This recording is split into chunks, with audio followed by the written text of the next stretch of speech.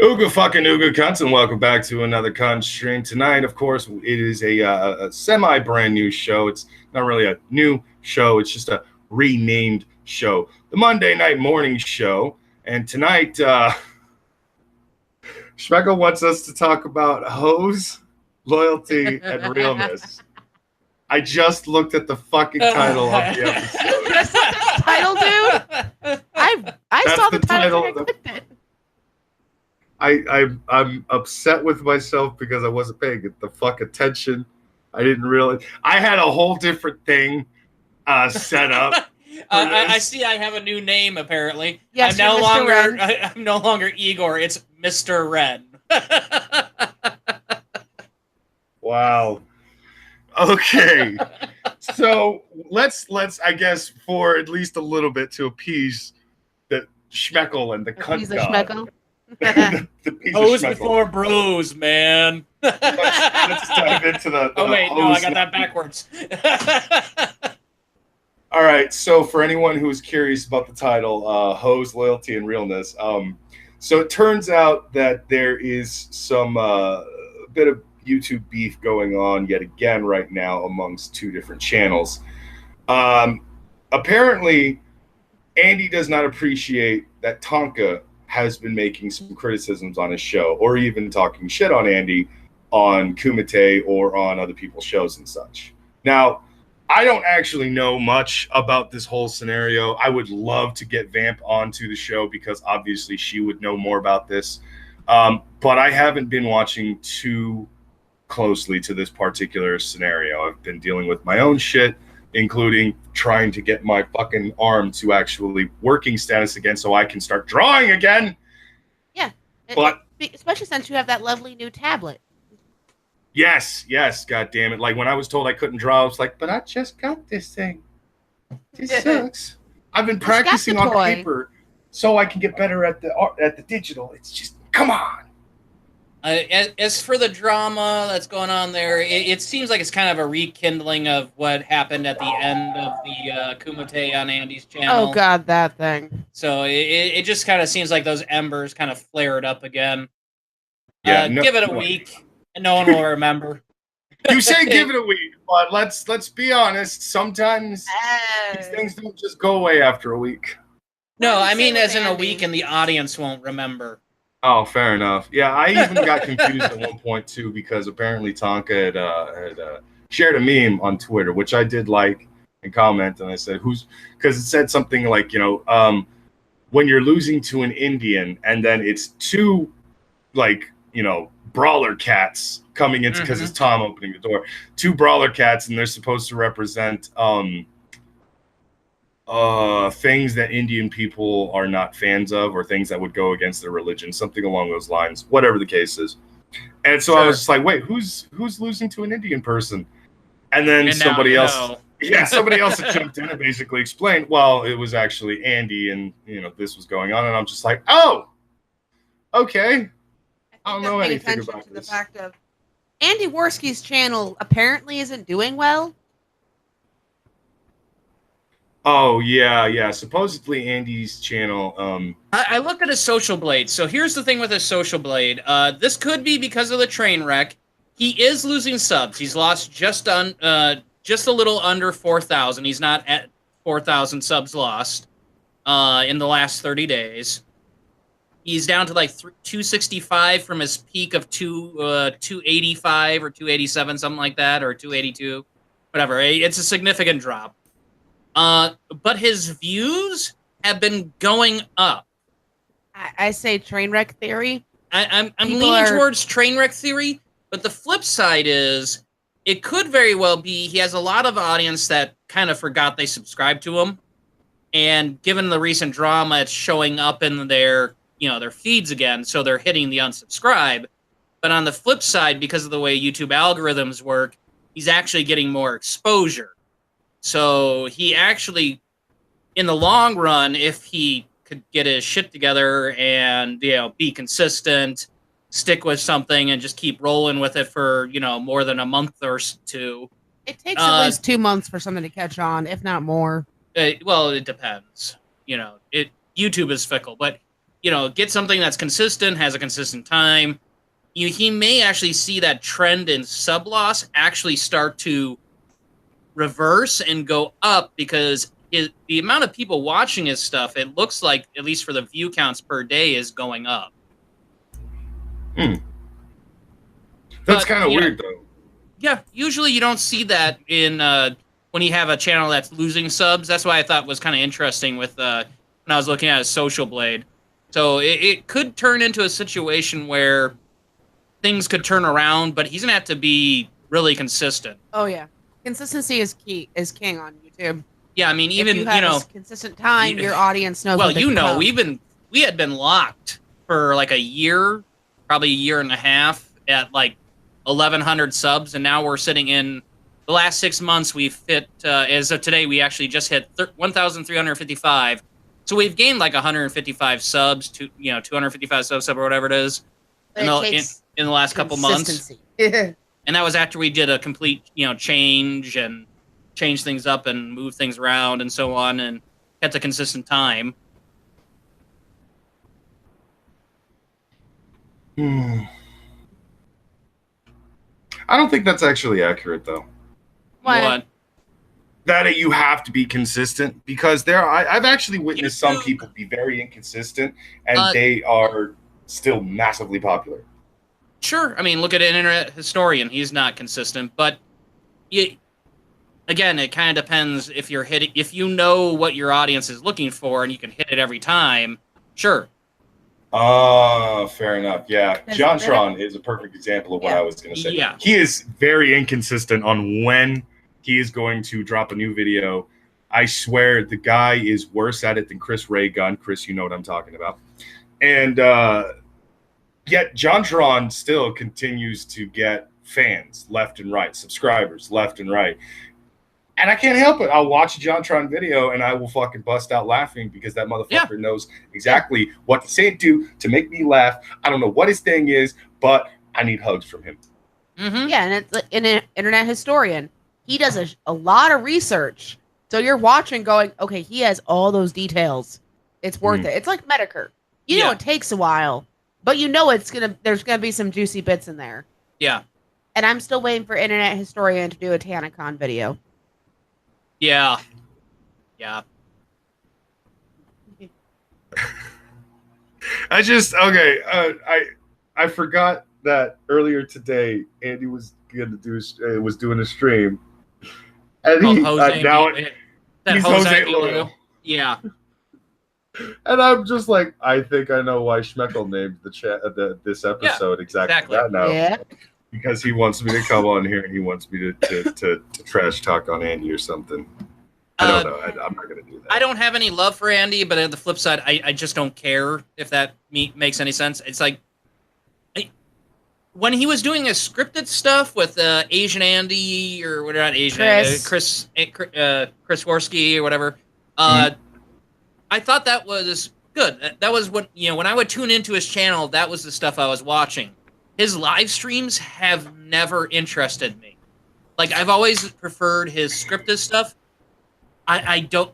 Clearly, I was in the minority based on what his numbers were. But on the flip side, I don't know. Maybe he needs to consider looking at doing that again. Doing some scripted content. Some people, and I'm actually inclined to believe them, especially when it comes to certain situations. Some people are vastly more entertaining when it comes to being scripted than they are on the fly on a stream and such. For example, Magog is way funnier in his videos, his scripted videos, than he is in streams. And yet I still laugh my fucking ass off on streams with Magog because that sick bastard knows how to randomly hit me with a dark joke that'll cause me to spit my fucking water out. Magog, you know what you did. But like some people just aren't as talented as that. They like some people can't make the jump between one or the other. Some people are only good on script. Yeah, nothing wrong with that, Yeah, of course.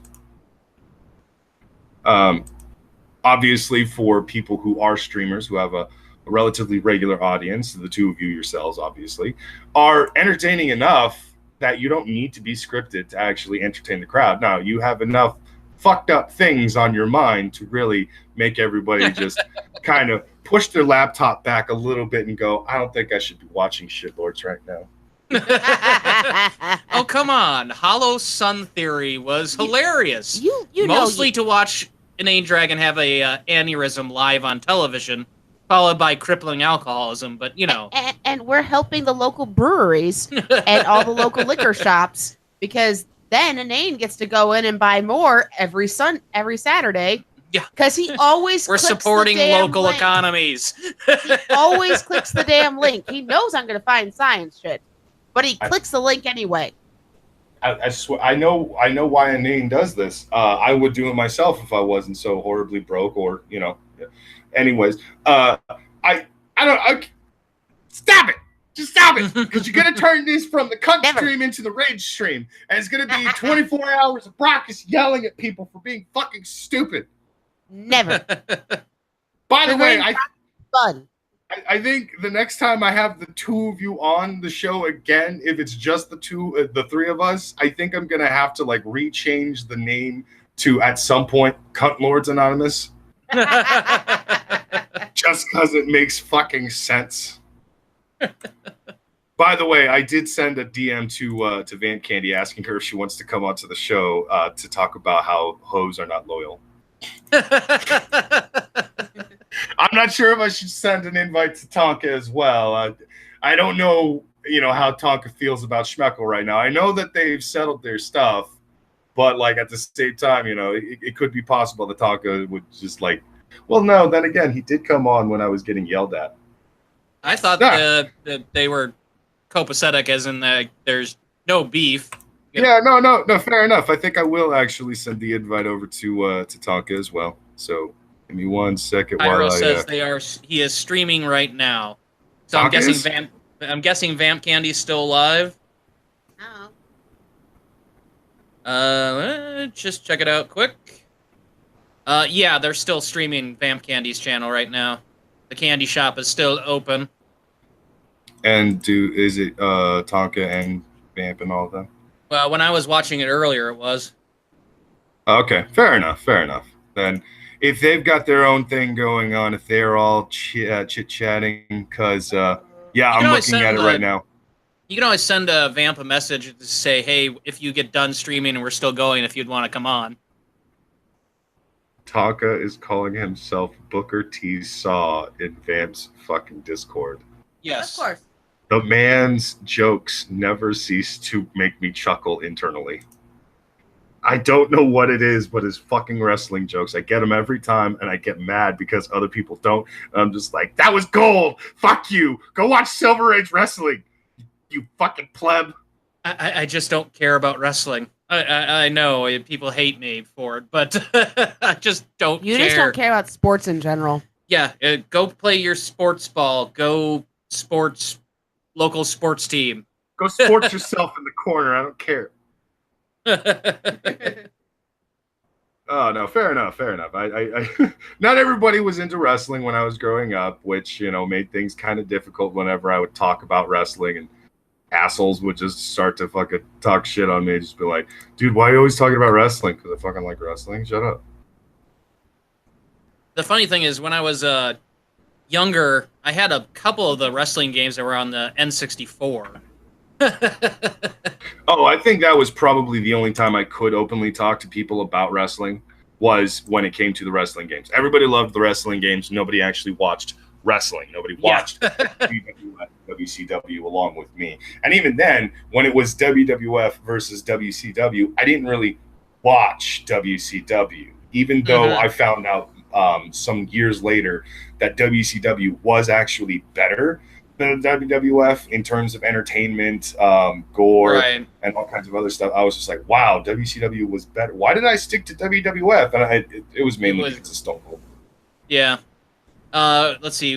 When it came to like the N64 and the wrestling games, that was my only knowledge of wrestling. Really, was because of that.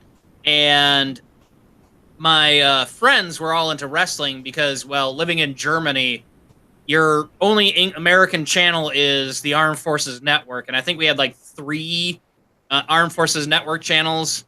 So one of them would play just random shows from the States, and if later at night it would play some wrestling. So that was how they got all their wrestling fix. I didn't care, but I did like the video game. So they'd be talking wrestlers and all. They're like, can I beat you into the mat now? I don't care about the show. Fair enough. I don't know if we can really stay on our current well, not the exact moment current subject, but I don't know if we could stay on these hoes ain't loyal concept, because like, I mean, it's drama that does not involve us. True. But it's funny drama that we can definitely talk about. But none of us have actually been watching, because I have been preoccupied with my own shit. I've been doing my own streams at the exact same time that Warski's doing his streams. And then when I'm done with my streams, I get off of the internet to a certain degree and just watch fucking anime. And lately, because of suggestion to Tyro and knowing that I was starting the Fate series, I went with starting with Fate Stay Night. Not a good idea. Yeah. Again, I stand by what I said when we were off air.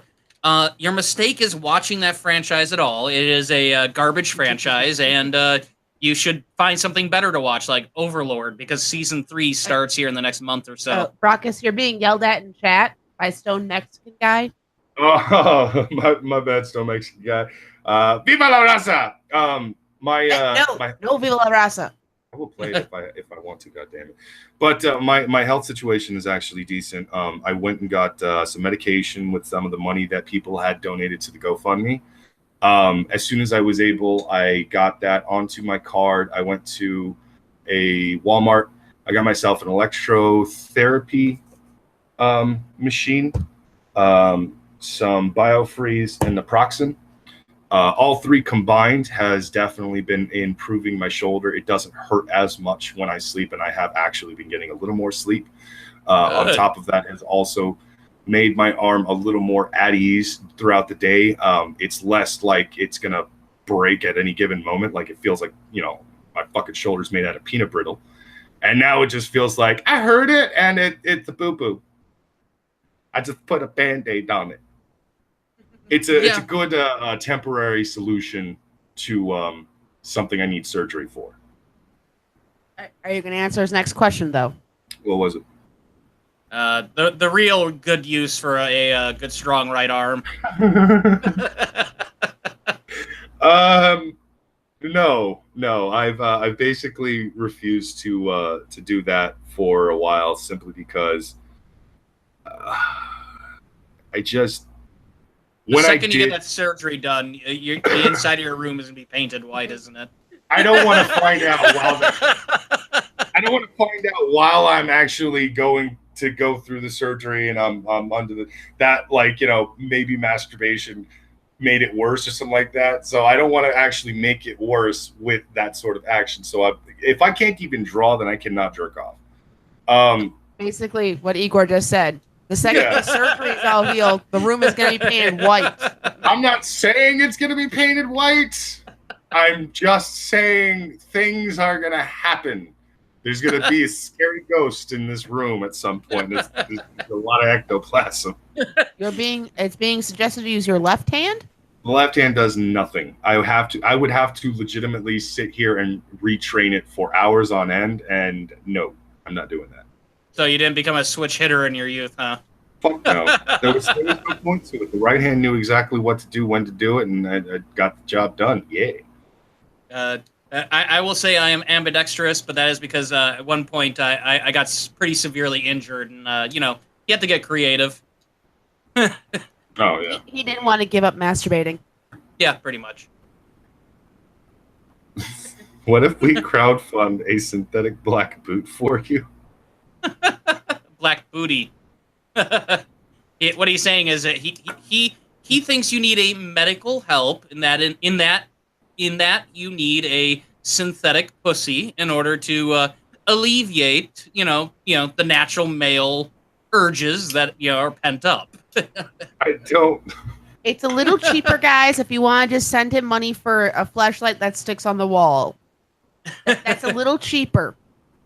Meanwhile, someone walks in. What are you doing? All of these sound like horrible ideas to me. Oh my god, no, I don't want to do these things. What are you asking about, Will? I think that's an anime. The name sounds familiar. I'm just not. I watched some stuff. Note, I am more the Black Butler, Triple X Holic, Death Note type genre girl. So I know some of the Gundam stuff because Igor watches it. Igor does come off as the giant robot fan kind of person, so Giant Mech series is I'll watch just about anything if the writing's good. There are certainly some, Triple Exolic is quite good. But there is some shows you would never suspect, but I'm like, I watched the entire thing, thought it was quite good, but it was because the writing carried it past its, whatever thematic stuff I had going on.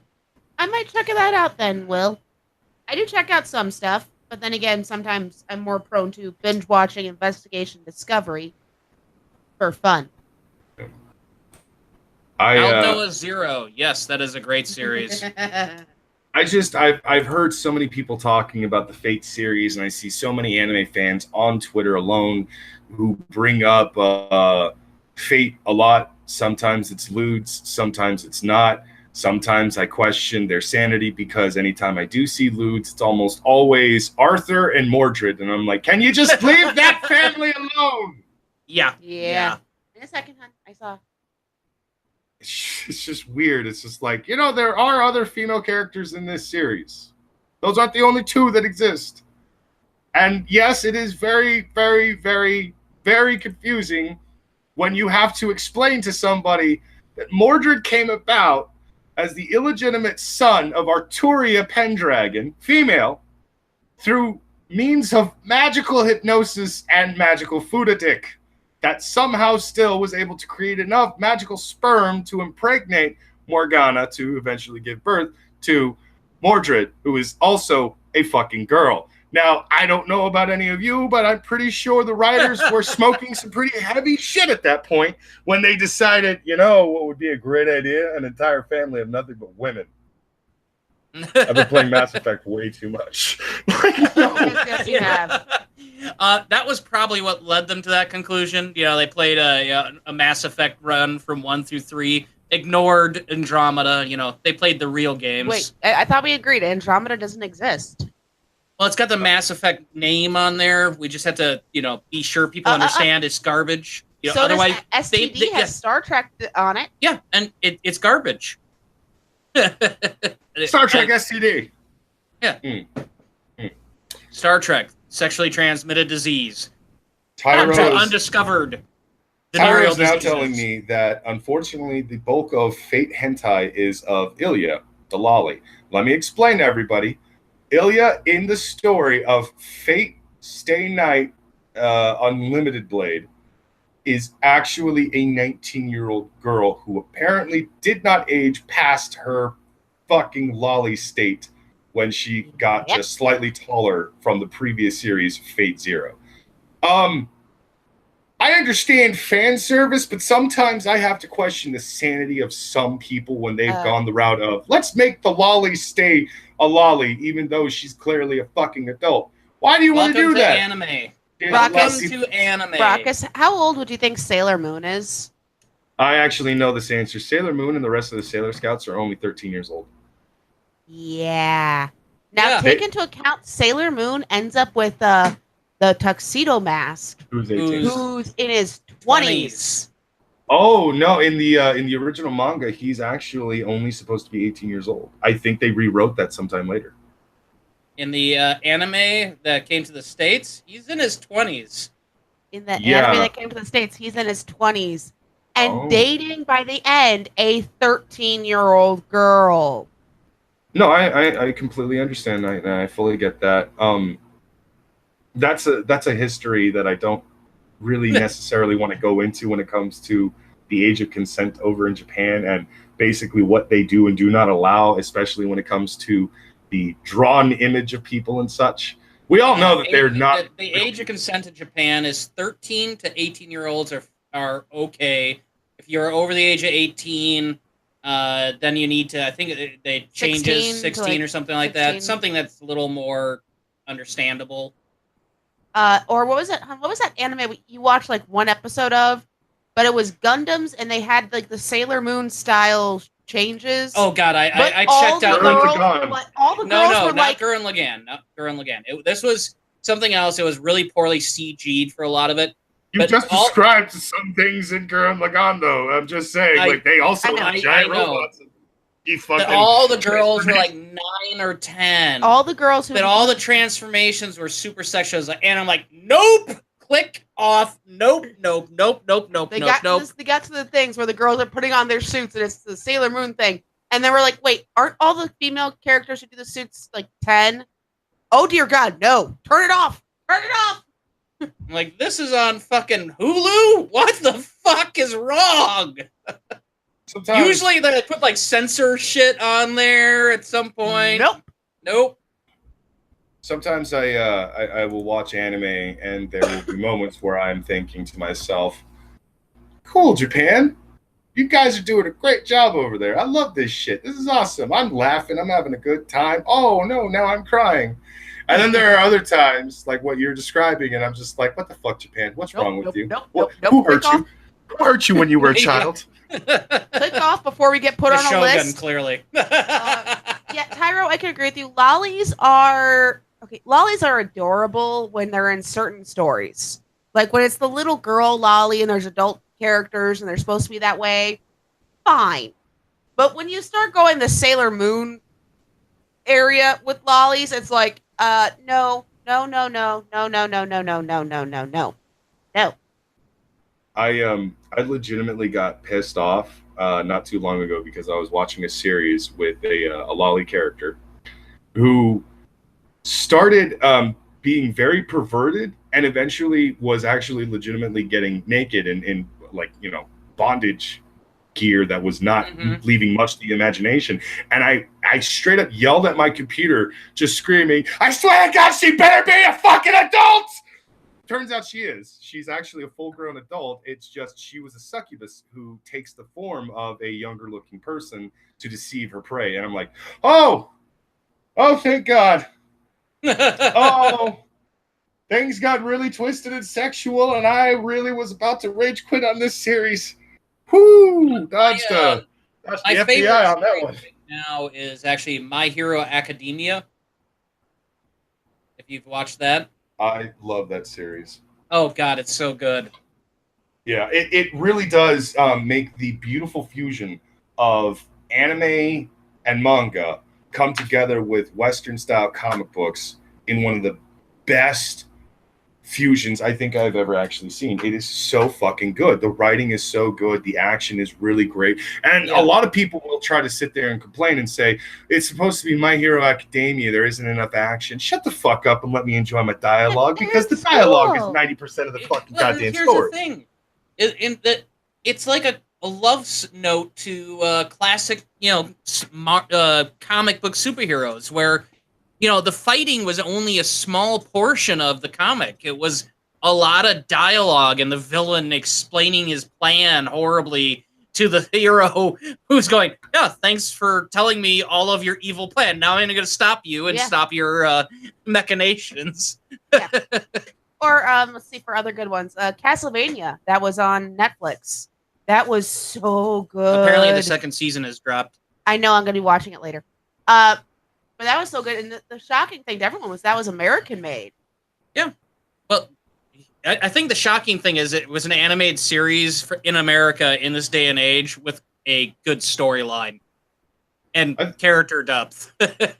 I think what one of the things I did actually want to eventually talk about, probably on my show with Tyro and a few others, was one of the things I'm actually in the middle of doing, obviously I have to take a hiatus on this, is a goal I eventually have is to be one of the first ever American-born mangaka who actually creates a manga that is so popular amongst the American readers, but also the Japanese readers. Because, like, I've actually been researching this for a while, and there aren't a whole lot of American-made manga that actually do really well. Now, some of them will reach pretty decent heights to where they will probably be, you know, recognized by a lot of otaku, a lot of fucking fans, a lot of weeaboos, and all that shit.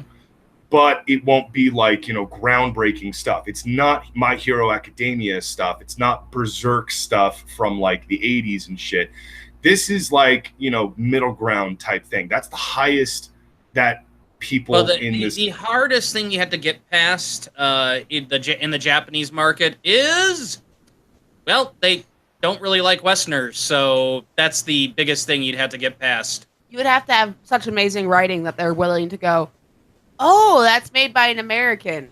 Yeah, and that is one of my eventual goals, is to actually produce a manga that is so good in the eyes of the Japanese and the Americans that they look past the fact that I was American born, and they're just like, holy shit, I fucking want to work with this guy, or holy shit, I want to sell this guy's products, stuff like that. I want to become among the first to actually achieve the ultimate goal of being able to actually jump back and forth between the two different social circles in you know, comic books, essentially, and be able to flawlessly do it without question.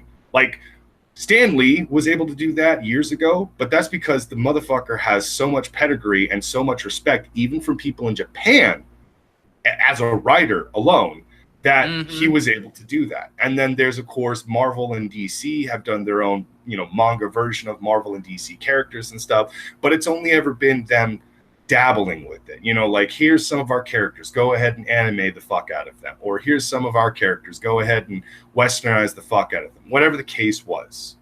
So there have been, but these are established people who have a 70+ year fucking, you know, pedigree under their names. They're working for companies that have been around since the 30s and shit. Manga has only been around since roughly that same amount of time, because, you know, war propaganda in the 1940s for World War II. But still, you get what I'm saying. And so it's been a fucking uphill battle for most American artists, most American writers. And I'm essentially a 2-for-1.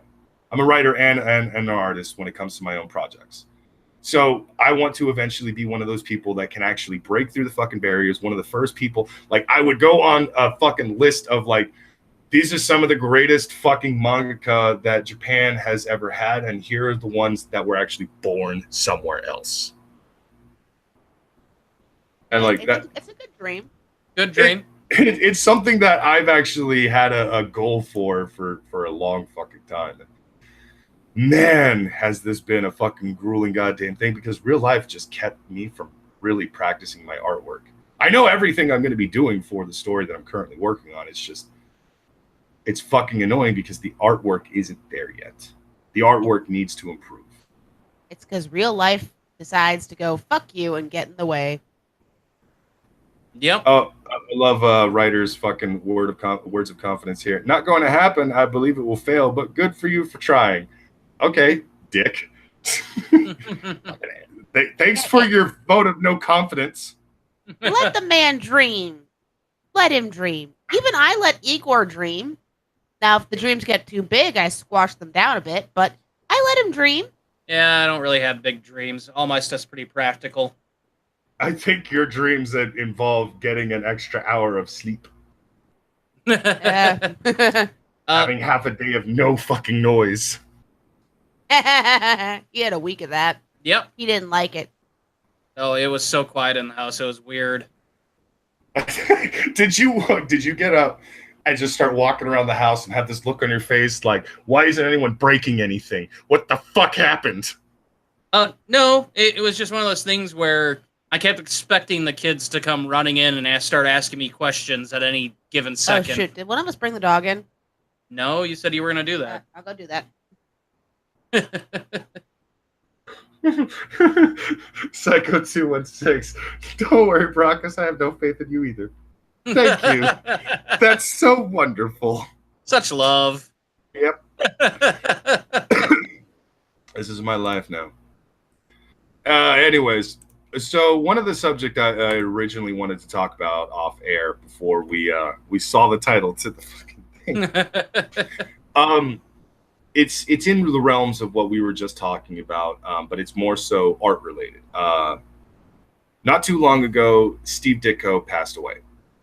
Now, for those of you who do not know who Steve Ditko is, Steve is actually another one of those legends in the comic book world. Steve Ditko is actually the man who gave us Spider-Man. He worked very closely with Stan Lee in the 1960s for a lot of projects, but what he is probably most famous for is the birth of Spider-Man.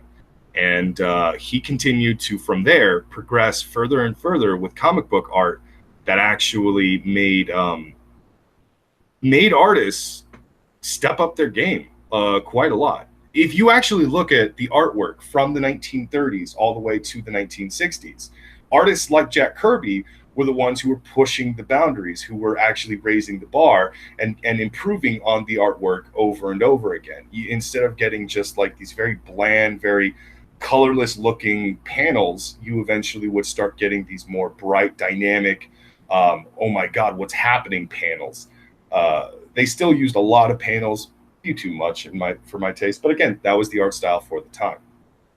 Steve came around in his legend, in my opinion, in the 60s. It was like, because right around then, Jack, I believe, actually left Marvel for DC. And then I believe Steve was the one who stepped up the game and continued to make Marvel artistry that much better. And from there, a lot of people have been, huge fans of Steve Ditko's work in characters that they like, that they probably don't know that he actually created or he helped create, whatever the case was. Steve is a legend. And when I found out that he had actually passed, I was very upset.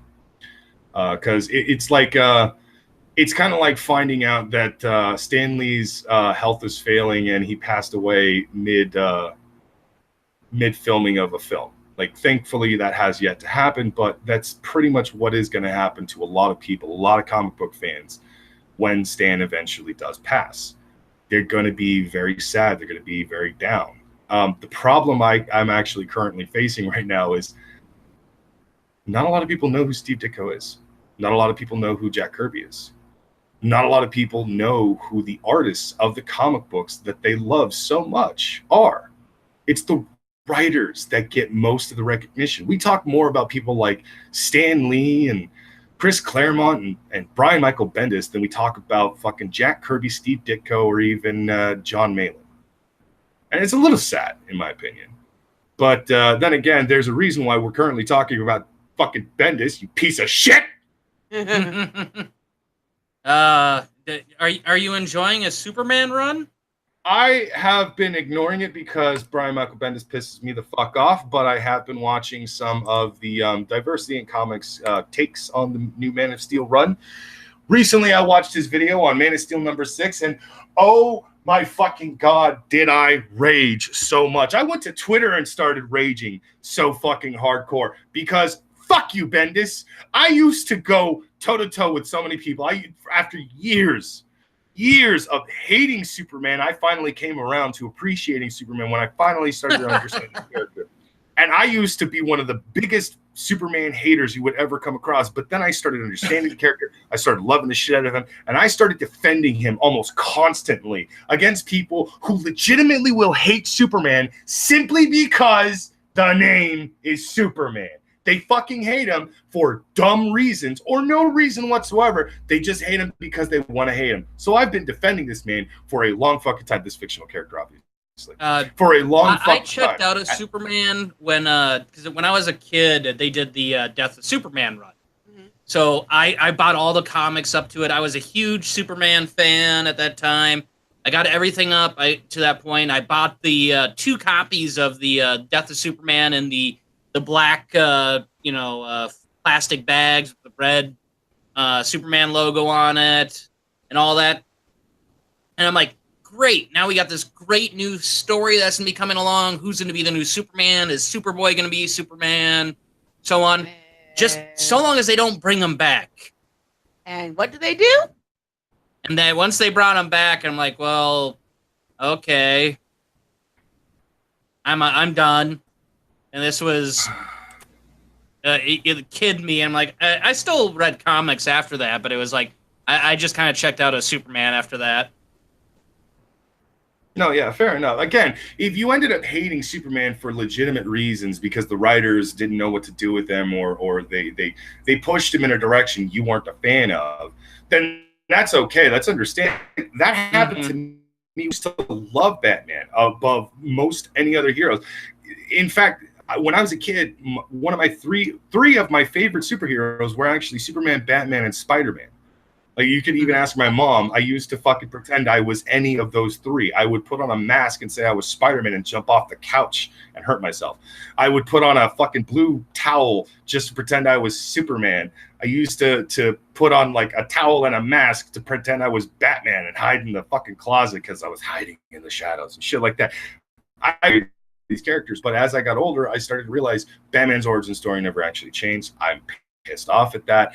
His character starts to unravel and seem way more unrealistic than any other character in the comic book fucking realm. In fact, Batman is so unrealistic to me. I look at a fictional alien who is essentially a godlike being to be far more realistic than a human born here on Earth. Here's if I can get this link to work here, copy image address. I'll just pop this in the side. This is who my parents tell me I used to run around as, pretending I was when I was really little, before I really remember. Please tell me it's the Blue Beetle. Please tell me it's the Nope. Blue Beetle. It's something far more obscure. The fucking Phantom. You and I are officially Phantom brothers, because after I saw the movie The Phantom, I definitely wanted to get a Phantom costume and run around like I was. There's a photo of me somewhere in a Phantom costume for like some Halloween years and years ago. But I was apparently a fan of the Phantom long before that movie ever saw the light of day. Oh no, fair enough. That's one of the things that that I tend to try to remind people of when it comes to stuff like this is comic book movies have actually been around for much longer than people try to give them credit. In fact, they have been trying since the 60s to actually bring comic books onto the silver screen. It's further just back than that. A lot. You're forgetting about characters like the Shadow. No. I'm specifically talking about after the days of the Superman and Batman black and white TV shows, and after the Adam West 60s Batman TV show and all that stuff. There was an actual push from actually try to make comic book into life on the big screen, except it never really happened. All they kept doing is convincing studios to allow movies, made-for-TV movies like the Captain America one, the Spider-Man one, Wonder Woman one. God, that Captain America movie. Yeah, we all remember it. But so we never really got actual legitimate movies of comic book characters until the 1990s, when we got movies like The Shadow, The Phantom, Dick Tracy, and a handful of others. But these were all comic book companies that have, for a very long time, not existed, and their characters were sold off to companies like Detective Comics, for example. Because these characters did start off in sub-companies of DC to begin with. Mm-hmm. But, all the rage. Bitch, do you not remember The Rocketeer? I love the Rocketeer. Okay, the 90s was right. Great fucking movie. But people tend to forget the 90s was littered with a bunch of comic book movies. Dolph Lundgren. We just didn't realize it at the time. Oh no, that was the 80s. We don't talk about that. No. And Will, I wish I'm an 80s kid. Come on, I was born 82. And Will, I wish I could find a picture of that. Unfortunately, my mother-in-law wasn't big on taking pictures. No, that photo exists. I just don't know where. Okay, I'm begging your mom for it.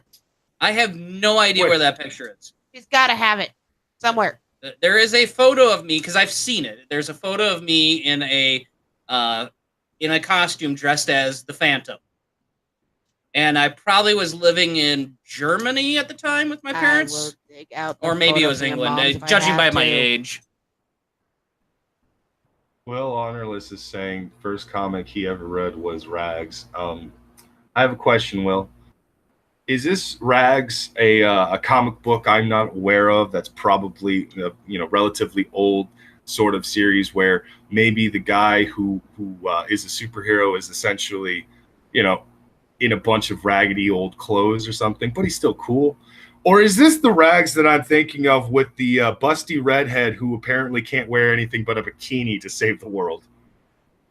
Because things would start to make sense if the latter was actually the fucking. There's Rags the Rapid. That's the only other Rags comic I can find. Other than Earth Gang Rags, which apparently is a blaxploitation comic. I'm scrolling through a Google search. There's Ragman. Ragman is a sub-character from DC. Yeah. Can you get box of tapes, please? Sure. Rags is new. Oh, so you're talking about the busty redhead with the fully automatic rifle or fully auto shotgun. Yes, he probably is. Yeah. Will has confirmed exactly what I'm referring to. Rags is a zombie apocalypse comic book. I know what you're talking about. Again, all the art I have ever seen with Rags, Will, is sexy redhead, bikini top, no clothing other than that. Like, I think she even gets to wear a bikini bottom, maybe a jacket, but she's showing off the goods far too often. What else does a female superhero need? That's the only I'm not talking shit on it. I'm just saying. Hey, she apparently also wears a narwhal onesie. That's fine. I'm not talking shit on anything. Actually, Rags does look like a fantastic fucking book when it comes to art. I've never actually read any of the story or anything like that, but I have gotten tidbits. I do recommend people go and check out Rags because the little bit of writing I have seen is actually pretty damn good. Not to mention the fact that the artist behind Rags is actually a damn good artist, and I do support them on Twitter, any means I can and shit. I love following artists, and I love following good writers and such, because like you are providing me with great entertainment, so of course I'm gonna follow them. Like, I want to know what your next project is. Tell me. So if you want a funny apocalypse comic to read, there's a Scooby-Doo apocalypse comic run. I discovered it going through. I'm okay with this. So was I, because this art style and everything, it's not meant for kids. It's meant for those of us who grew up with Scooby-Doo, and it's like, here's the adult version. Them in an apocalypse situation. I have no context for this, but here is a link that I just posted there. This gun's apparently alive, and it just screams "suck Holocaust" when he starts shooting people. But that's what came up when I was doing a search for Rags. Okay. And yeah. By the way, if anybody actually does want to continue supporting, I guess you could say, independent creators of comic books and such like that, most of these people are creating Indiegogos to actually go along with, just sort of showing Marvel and DC, the big two, how it's actually done, because, Move the Needle is doing a pretty good job, but at the same time, there's so much bullying and backlash from the big two that it is definitely causing a lot of problems, both socially and financially for some people. So simply just ignoring the big two, Marvel and DC, who consistently fuck up, again, fuck you, Bendis, supporting their Indiegogos, definitely shows that there is a market for good writing, good artists, and good products. It's basically telling Marvel and DC, you think you know what you're doing, you haven't known what you're doing for a long time. You can either fucking stop and listen to us and make shit better again, or you can keep going down the path you're going, and both of your companies are going to eventually fucking crumble, fall, and die like the piece of shit you guys are portraying themselves as. That would already appear to be the case. Because let's be honest, the only thing keeping both companies afloat at this point are the fans that are super, super loyal and have bought year, 2 year, or whatever, subscription packages to their particular comic that they like. Mm-hmm. And once they finally just get sick of, going, well, maybe the next issue things will change. Maybe the next issue things will change. Eventually those people stop buying their comics and they don't come back. Yeah, I actually stopped buying before things went horribly fucking wrong for me, actually.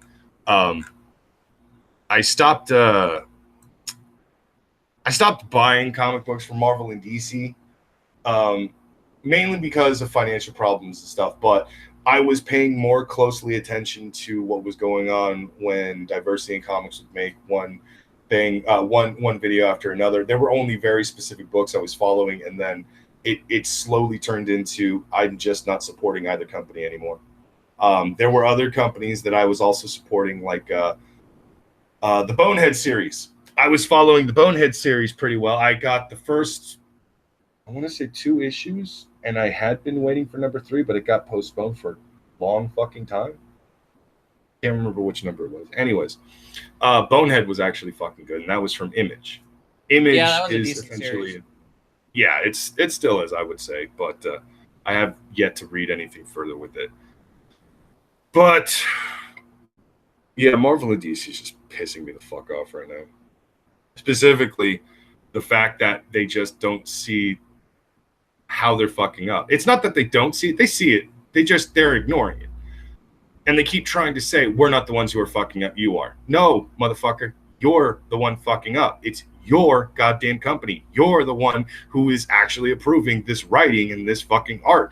You're the one who is pushing forward with this horse shit. And when it's being rejected, you're the one telling us we're the ones who are wrong.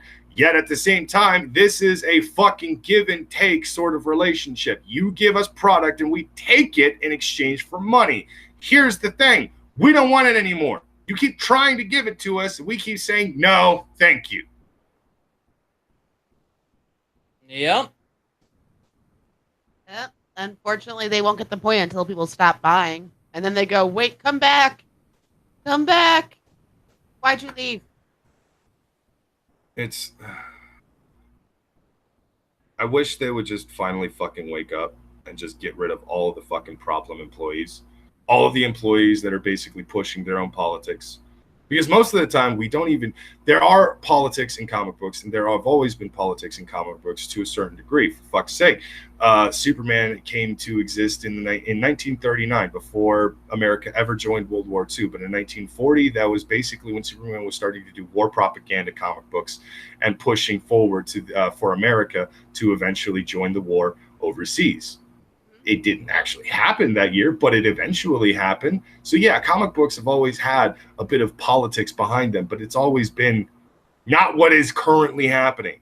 And for fuck's sake, every time I keep saying fuck Bendis is because the dude turned Superman into super cuck. He turned him into such a super bitch. He gets bitched out by his own fucking son. His wife gives 0 shits about him the entire issue. His own father, I say with air quotes, because I'm not sure that actually is Jor-El, the legit Jor-El. I think that's fucking some nefarious thing that's going to come about later, and Bendis is trying to dangle it over our heads like we're a bunch of fucking retards who don't know what he's doing because he does this. But all of this shit is like everything's turning on Superman, and he rolled over and let it fucking happen.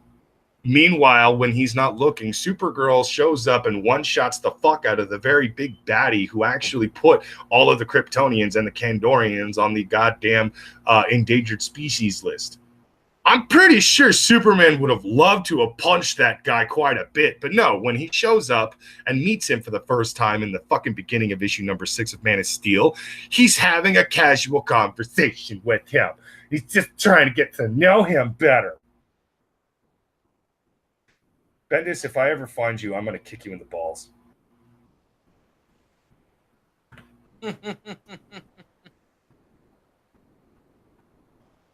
How about Marvel hired Francesca Ramsey? We don't talk about that. That's a terrible idea. Yeah. What about the fact that what was it? A new comic book author camp out. I believe it was Zoe Quinn.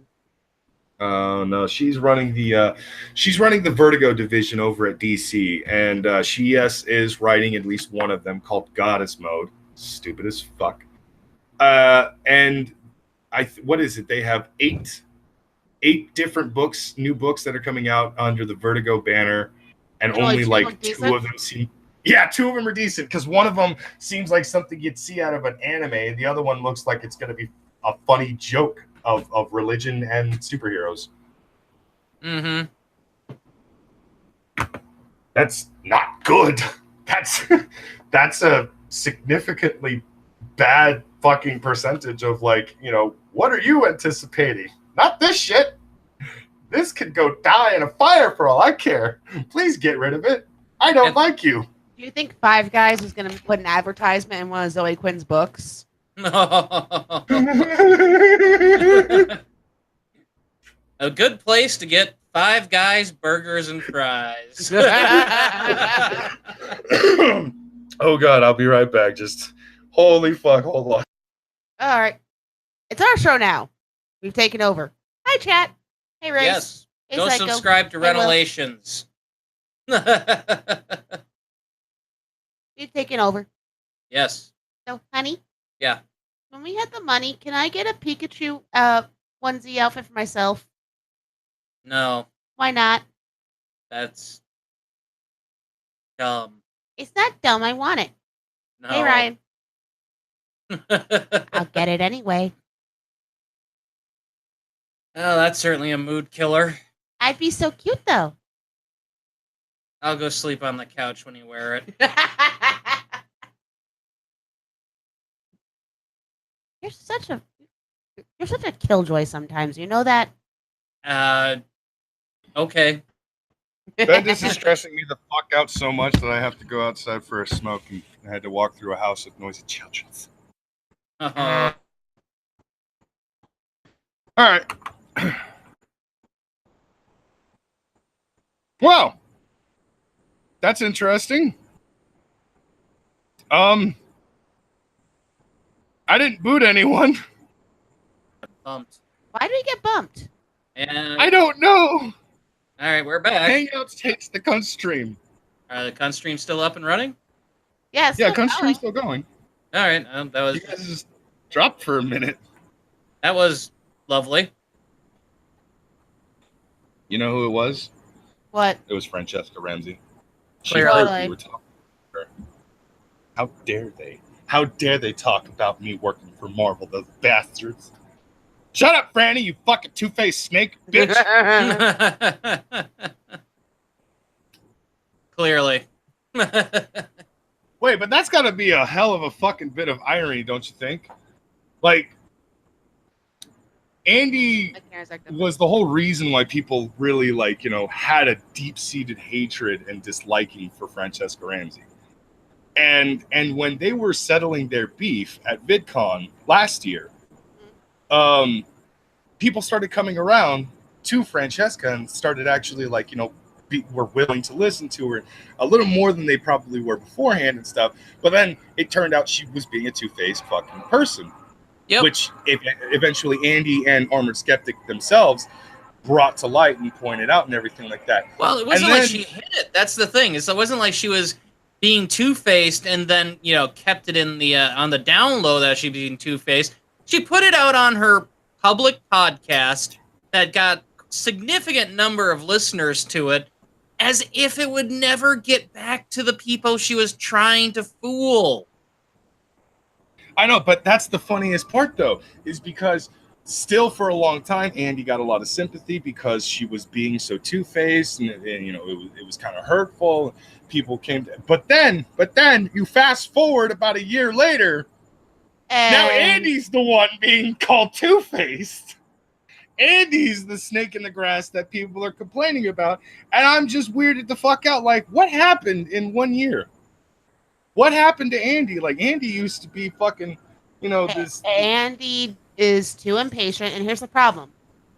Andy, I'm sure, is a great guy in person, but when you make YouTube your career, it kind of takes the fun out of, you know, live streaming and talking with other people. Yeah. Because then it's your career. You have to do what the audience wants. You have to do all this because the audience is paying your paycheck. Then, on top of that, given the, you know, channel analytics issues he's been having, you know, losing audience, not getting the number of people he was expecting watching each live stream, he's got to be in a bit of a panic mode, you know, and then you couple that with, you know, he's trying to find the next, I guess you could say, JF to his Andy, but he is not getting the results he's looking for. So he keeps cycling through the different co-hosts.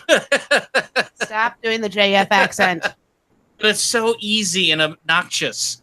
If you're going to do a French accent, please at least try to do something not JF French. For God's sakes, not everything. Fuck Quebec. Just pretend to be a Gaulois smoking bastard from France who hates all of you American pig dogs. How dare you all do this? Yeah, pretty much. Just pretend, you just reenact the voice from Monty Python with the Frenchman, and you've nailed it. Fuck Quebec. No, I mean, fair enough, but also just pretend you're Jean Reno from any movie where he gets to be a Frenchman. Oh no! Has anything good ever come out of Quebec? I don't know. I was born in Canada. I didn't live there. I will argue Bunty King. I think that's it. One thing. Bunty King is I still like Bunty King. He's a funny dude. He is very nice. He can be very vicious too, but he is very nice. I like Bunty. And I don't watch his stuff, so I don't have an opinion. No, fair enough. I still like, despite what I might say, I still like Andy. It's just I find it funny as hell that around this time last year, people were just talking massive shit on Francesca for the stuff that she was pulling. Yeah. 1 year later, it's Andy's turn. Well, that's YouTube. You know, who's next year? Is it going to be you guys? Everybody going to start hanging on Igor? We would need significant more subs for people to give a fuck. Yeah. 1,300 subs ain't shit. we enjoy the audience we have. We're very appreciative of it. But, you know, the reality is our chat's filled with the same 20 to 30 people every time. And it's nice because we know each one for the most part and talk to them and say hi each day. But we don't even have, you know, Vamp Candy's numbers for people watching any given stream. You need higher numbers. The second you get the higher numbers, that's when you get the shit. Or you have to say something so phenomenally dumb, like a bedroom feminist, that even though your video only had like 40 people watching it before, someone somewhere finds it and passes it along. Oh, yeah. And I have to wonder if that's part of it, because Andy's been doing this a really long time, right? You know, most of his stuff prior to the live streaming thing was just pure scripted videos. He was pumping something out once a week or every other week. I wonder if part of the issue he's having is because it's not scripted, he's having a hard time dealing with the on-the-fly live setup. You know, because I don't think that's it. All right. Truth be told, if you pay attention, Andy was one of the head people really pushing for the streaming on YouTube from the beginning. Like when YouTube really started offering like a better streaming system and stuff like that, especially when they implicated super chats. Andy was doing Warski Live with Chris at least 2 to 3 times a week. And so Andy does definitely have the whole streaming chops thing. In fact, I would even argue that Andy's got the streaming pedigree. What I think is going on is that real life stuff has gone a bit wrong or a bit awry. And unfortunately, it's leaking into online stuff, or maybe even its online stuff has gone bad. And it's starting to leak into real life stuff. That's possible. Yeah, I would have to say there's clearly no one singular answer. You know, it's not like you can point to one thing and like at this specific moment we begin to see the fall of Andy. You know, some people might go, oh well, you know, it's when the Kumite stuff blew up. But like, yeah, but you can go back further and say, well, things started to change when he and JF had a fallout. But then you can point further back and go, well, things started going weird when he got the Spencer on. And even though it was a huge thing, it drew in an unusual crowd he probably wasn't ready for. You know, that sort of thing. You know, there's oftentimes this very when you see YouTube channels crash and burn, it very rarely is just one event. Hypnog Monk, you make a good point too.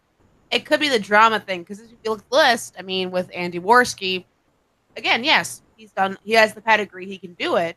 But then you have the breakup YouTube with drama. Warski, you have the Warski JF breakup, and then you have the Kumite thing that essentially happened overnight. Yeah. With that, and everyone's going, Kumite's great, Kumite's great. What do you mean they're breaking up the Kumite on that channel? And it's like, you have a whole bunch of other stuff that just kind of, people are kind of tired. Yeah, and that was going to be my point. People love YouTube drama, but the thing is they don't want to watch the same drama with a new mix. You know what I mean? They want, when they want their drama, they want their blood in the water. They want to see something they haven't seen in a few months. Oh, hi, Mark. What do you think? Yeah, what do you think? Hi, Mark. I agree, but at the same time, I am a bit curious about that, because like recently I went through my own drama that was almost immediately people were tired of fucking hearing about it. Mm-hmm. And that was basically like a good sign that people are tired of the drama, at least right now. But then again, I think it has to do with what Igor is saying, that there's been so much fucking drama. As much fun as it is to watch drama, it gets tiring. It gets very fucking boring, because it's like, you know, it's Monday. Who's Andy mad at now? It's Tuesday. Who's Tonka gonna talk shit on now? Like, that was how it felt months ago. Well, yeah, I would say months ago. When a lot of more drama was going on, when the fallout between Warski and JF actually happened and such. Reese brings up a point. Live by the blood sports, you die by the blood sports. And thank you for the $2 super chat. Yeah, there's some truth to that. You know, it's been declared by chat. His name is Mr. Wren now.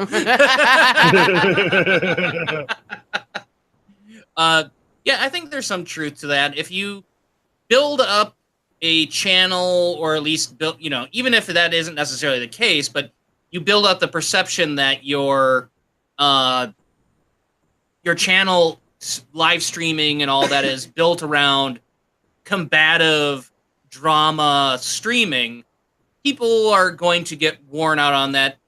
And it's like any sort of, you know, entertainment, you have to mix it up. You know, we do an hour where we try to find different kinds of stories to talk about on, you know, Ren's main channel for the first hour. And then the second hour is, you know, we bring on whoever wants to jump into the Discord and come in and talk to us, and it's really whatever they want to talk about. So we try to, that helps, I think, to keep it mixed, you know, mixing it up. But then Saturdays is fun because that's conspiracy theory time. Yes. Goodness. But that actually does. That also brings up another point. Not just with blood sports. Like look at the anti-SJW community, I guess you could say.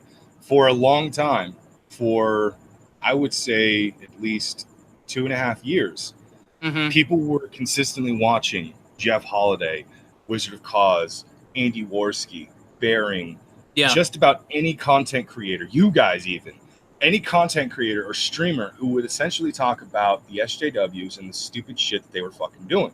But it started turning into an actual pattern where every fucking month it was the same 4 or 5 videos, really.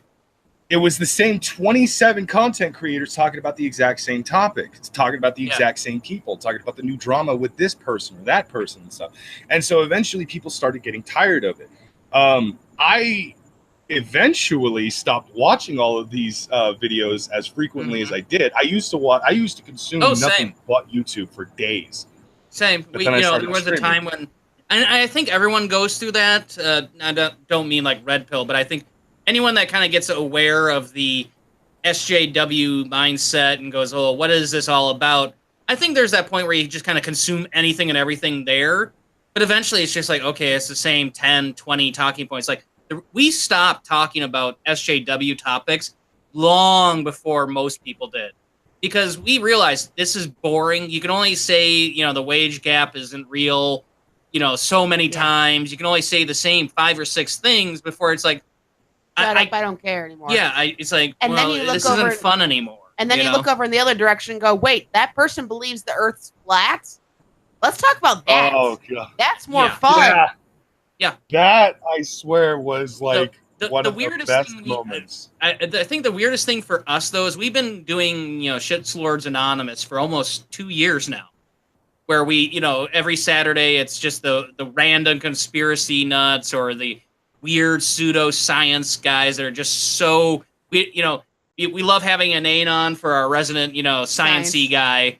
But, some of these pseudoscience guys are just so batshit, it doesn't matter if we have someone who actually knows science or not. Just common sense will tell you that there's issues here. And then you get even the Earth stuff. It's like there's hollow Earth, there's pancake Earth, which is a thing too. It's similar to flat Earth, but it also combines flat Earth theory or hollow Earth theory. So what it is the pancake Earth is the Earth is like an onion. It's got layers, but it's flat.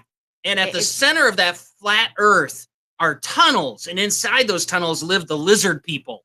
Yeah, that's the kind of thing you'll find. And then you find the other crazies like hollow sun. The moon has 5 million different conspiracy theories about it. Whether it's a satellite, the moon is a mirror. Hollow, it's actually reflecting. My favorite hologram. Oh yeah, that one's good.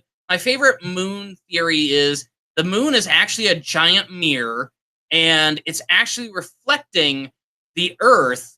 But the Earth is one giant snowball, and it's a variant on the flat Earth theory. But it still actually accepts the idea that the Earth is round.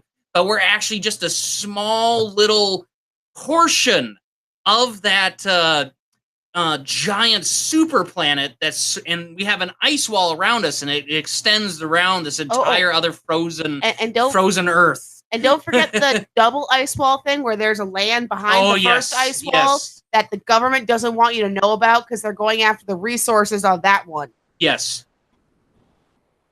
Viewers, and you just made everybody dumber for that. Yes, but that is the kind of stuff that we found that, unlike the SJW stuff, is so much more entertaining. Like, there's so many laughs you can have at that. And that's what I was going to say is, I think in the last 2 months, one of the things I thought was really funny is all these former anti-SJW content makers. Now I'm starting to see them start to go after flat Earth videos and the weird conspiracy stuff we've been covering for a couple years now. They're now coming around going, hey, what's this? And some of us are going, we've been talking about this. Where have you been? We gave up on your shit a while ago. Yep. Yeah, one of my favorite changes to the channel was Jeff used to do a lot of anti-SJW videos, but then eventually he got bored of it and switched up to doing just pseudoscience. And I have been thoroughly entertained by Jeff's fucking pseudoscience videos because there are a lot of crazy people out there that are, I would even argue, are worse than the flat earthers, because the flat earthers are just fucking willful. Yeah, the flat earthers aren't causing harm to people because it's willful ignorance spreading misinformation and stupidity across the globe. Fine, fair enough. But the pseudoscience people are risking other people's legitimate health.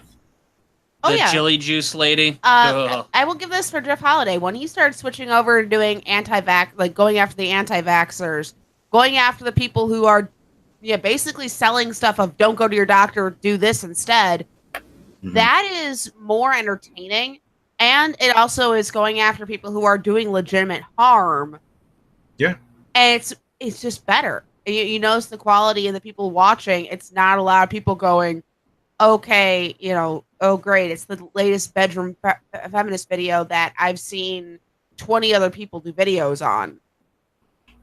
Yeah, basically. Like Anita. It's like Anita. They are not relevant anymore.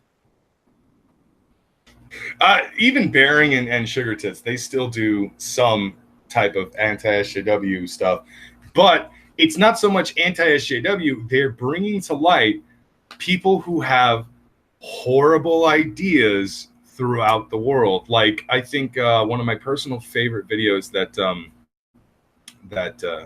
Sugar Tits has done has definitely got to be how this outrage culture has like, they basically fucking demonized a goddamn kid just because he wanted to dress up like his hero for fucking Halloween. Yeah, and because that guy just so happened to be a black dude, all of a sudden it's wrong. Yeah, well, and that's the difference. Like, when you talk about general things like outrage culture, you're not necessarily picking out one side or the other. Both sides have, to an extent, outrage culture as a part of it. It's a generation thing. So you're kind of bringing up a topic of why are we getting pissed off about things that we shouldn't be getting pissed off about? Like the big story about, was that the girl in the prom dress? Yeah. That the Chinese were going, wow, she looks hot, essentially. The Chinese answer was, that's a dress meant for very fancy, nice occasions. Yeah. She wore the dress to her prom. That's a fancy, nice occasion. Yeah. And it's a dress style that they have encouraged foreigners to wear. Yeah. With instead of their more because the Chinese have a variety of different styles of dresses that are actually traditional. That's the most common one. And it also depends what region of China you're in. And the thing is that style of dress is a variant of a Western style dress that they saw Western women wearing at one time, and they adapted it to create their own version of that dress. And then there's a little secret with that dress too. I know this because my aunt went to China once, and I got one of those dresses. They love selling those dresses to people who are tourists. Yeah, they want to push you to it. They want you to go, hey, you're leaving? Do you want to buy a dress? Do you have a niece? Do you have a sister? Would you like to buy a couple dresses? We have them right here. They're real cheap. Come on, buy one. Yep. One thing I will say about most Asian cultures in this regards, they hate foreigners staying in their countries. Yes, they love foreigners visiting. When they visit. Oh yeah, they love it when you visit because they love to push their fucking culture, their stuff onto you to basically not only make a quick buck, but also to spread the fucking world. That is one thing that people tend to consistently forget in this whole cultural appropriation fucking bullshit, because when you eventually go to the source of the people that the culture is based on, the people from that fucking country of origin, they love it. Mexicans actually do find it hilarious that on Cinco de Mayo a bunch of white people would get drunk off of tequila, put on shitty ass sombreros with fucking gun holsters that are actually armed. Instead of guns, they actually have tequila bottles and shit like that with fake fucking mustaches and shit. Oh, they love it. There are Mexicans that are just like, that shit's funny. We do that too.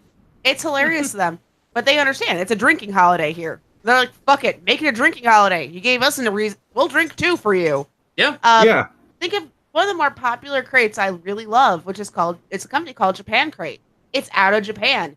They willingly will ship you anything and everything from their, like, from food to makeup to kids' toys, and go buy it.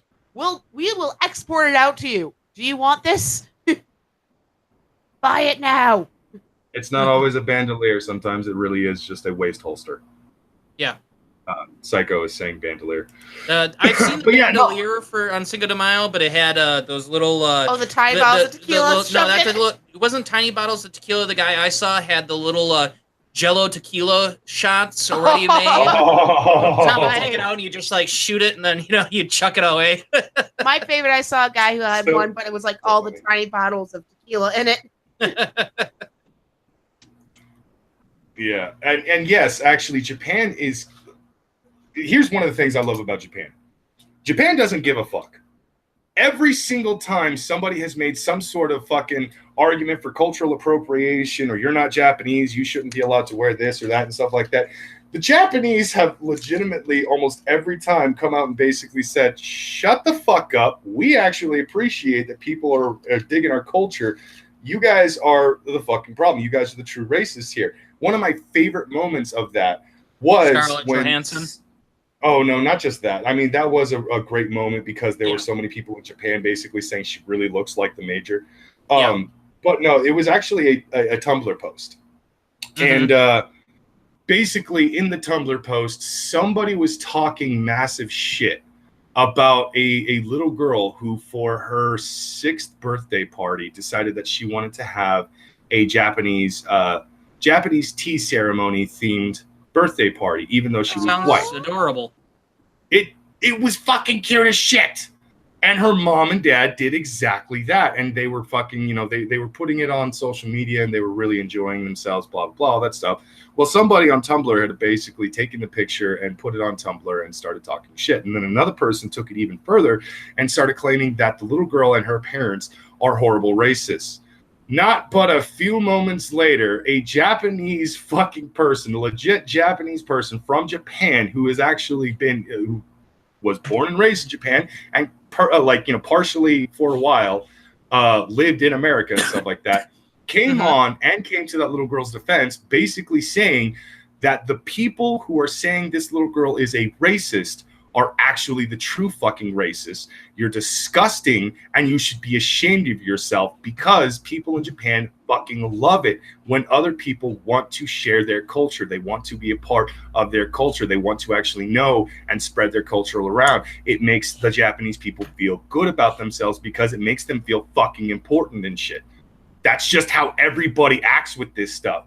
But it's pieces of shit like that Tumblr cunt who fucking just destroy the concept of wanting to share cultural around, and it's fucking disgusting. It's like when Avril Lavigne, and the Hello Kitty song was not the best, but when they attacked Avril Lavigne for the Hello Kitty music video, and I gotta give her props, on Twitter she was like, yeah, it's so racist, that's why my Japanese producer, my Japanese director, and all the people who worked on it who were from Japan were there because it was a racist idea. Meanwhile, all the Hello Kitty fans are going, holy fuck! It's Hello Kitty. Who cares? Japan knows that they sell the shit out of Hello Kitty and fuck them for it because our daughter loves it. Yeah. I especially, I think, going back to a bit of Warski stuff, when they actually covered some of the cultural appropriation shit, I don't think I ever got to see his reaction to it, but I really wanted to hear Chris Warski's take on the prom dress thing, because Chris has consistently said, have you ever actually met people from China? They don't fucking care. If you're like mocking them, there's just like, oh, okay, that's funny. And then they go back to fucking work. They don't fucking care. China and Japan are more concerned with how much money you're willing to pay them. Basically, if you pay them money, they don't fucking care. Oh, and in China, you can get money being a rent-a-white person. Yes. You can get money for being white. Yeah, apparently it's the only place in the world where the patriarchy check actually exists. Because if you're a generic, businessy looking white dude, you can make close to 6 figures just pretending to be a business white dude. If you're a good-looking white person, you can get paid by their China's version of millennials who are rich to be at parties, because apparently a party's super rich if there's white people there. You get paid to be white at a party because it quote is a good party favor. I need to get in better shape and go to China. I think I have business with them. Oh yeah. So you're saying you're gonna pay me 20 grand American, not won, 20 grand American to sit here and get drunk with you and your friends, and then I go home and I don't have to ever see you again? Yeah. All right, boss. Hi. Do I pretend like I've known you my entire life? Yes. Okay. Man, people have no idea to the extent I will whore myself out for not there's certain things obviously I'm not gonna do. Sometimes sexual favors are going to be off the table, people. But I will whore myself off in ways like this for large sums of money. If people would be willing to legitimately pay me money just to put on a fucking suit, hang out at a party, and pretend I know the people that live there, God damn it, I'm going to do that. Yeah. And be a fucking professional about it too. No kidding. And they're big about it too. Like, even if you're like slightly overweight and you're just a white guy, put on a business suit. They will bus you to any different business convention, have you walk around, and you're getting paid to do it. Yep. Because then they get to pretend like there's interested white people businesses at those events. They'll give you fake business cards and everything. Yeah. I will even learn both Mandarin and Cantonese as best as I possibly can, just to continue the illusion that, I've known these Chinese people for a long fucking time. I tried learning Mandarin, but I got laid off before I could really go any further with it. It's an interesting language, but it's difficult because we talk the way we do. English has its thing. The thing with Mandarin is your octave dictates what the word can mean. Just because you said like ba, I think, which is like mother or father or something like that. But depending how you say it can be like at what octave can be like an honorific, or it could be like a casual, like hey pop, something like that. Oh, I got you.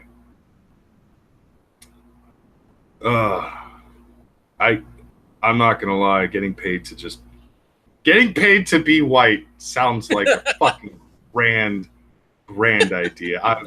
I would love to travel the world and get paid a fuckload of money just to be the white guy at the party. Oh yeah. Like I don't even care if they basically tell me like you've got to shave because you have to look like you legitimately fucking do business all across the world and stuff. It's like I won't fully shave, but I will trim this motherfucker down to look presentable. Yeah. Mm-hmm. Oh god, yeah. Oh, and apparently in China as well, if you can go through butler school and become like an Alfred, if you're a white butler or white maid, oh my god, the paychecks you get, because apartment complexes will pay bank because it makes them look more prestigious. Yep.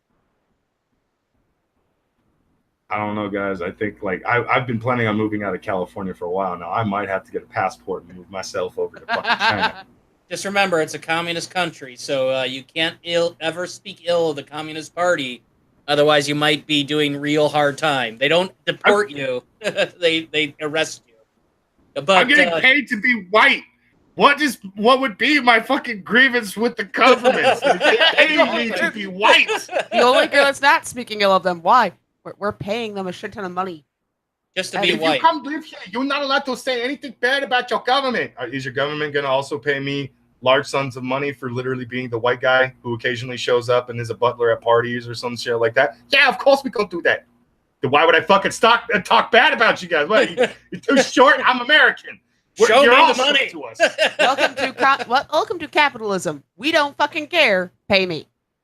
I will slut myself out. I will whore myself out for really dumb reasons just because you're paying a large amount of money. Like, don't talk bad about the government. I get paid to literally have a skin tone. Yeah. I'm not going to talk bad. Oh, yeah.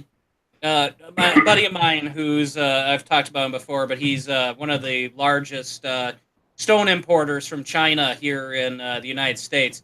Every year he flies out there to do business, and his contact works for the Chinese government, and the guy's every time he comes out, he's trying to pawn one of his daughters off on him. He's like, you can sleep with any of them. I just want you to marry one of them. You want a daughter? Yeah.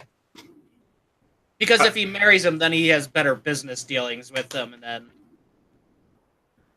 That's still a thing. We still do that. I thought that died with in China, it's a thing. Ways. Oh no! It's China. Yeah. Okay. Yeah. It's China. Remember, men are still hold more status in China than women do. Some of your gifts have been entrancing the shit out of me, like the one where the girl walks down the hallway, and she spins and blows a kiss, and I'm like, I don't know who she is, but I want to know what she does for a living. Is she just a model, or does she do porn? Like, what's going on with this chick? And then earlier, I was just kind of stuck staring at apparently Geordie LaForge going Rambo on people. And I was weirded the fuck out by that. So just like every once in a while, I will see your guys' gifts, and I'm just like, all right, they know how to keep my attention on the screen. You want to tell them the joke behind the Geordie LaForge one? That one?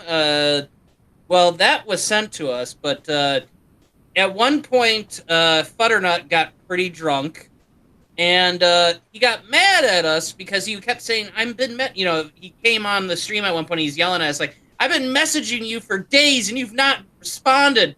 I'm like, all right, who did you write? And he brought up, and he shot me a screen cap, and he had been, for like the last week or two, he had been yelling at the Reading Rainbow Twitter account in DMs. In DMs. We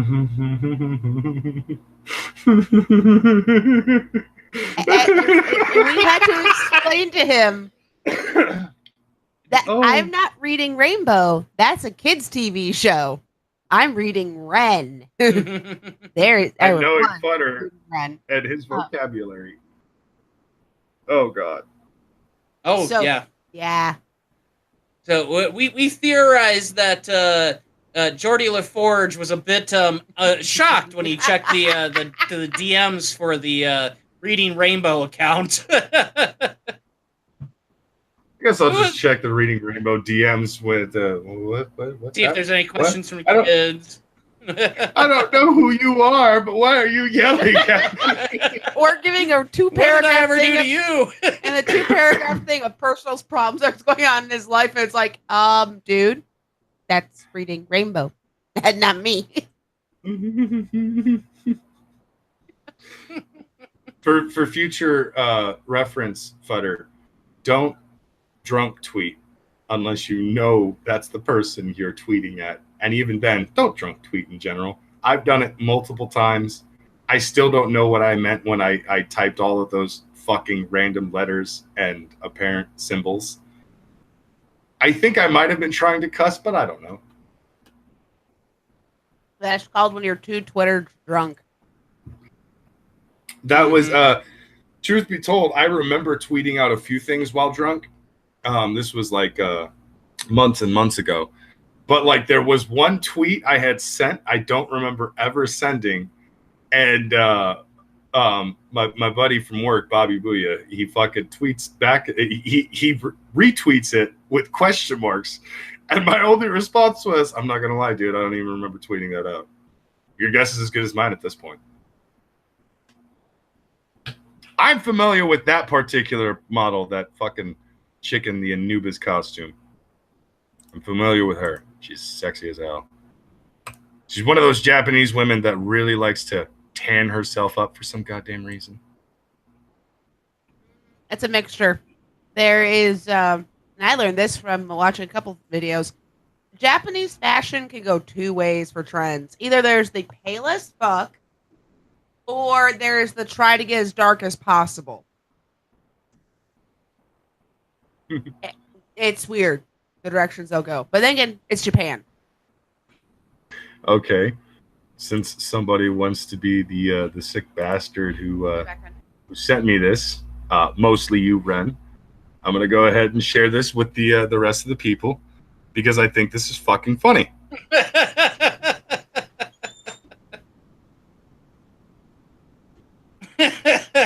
So, this meme, just saying, everyone knows this meme.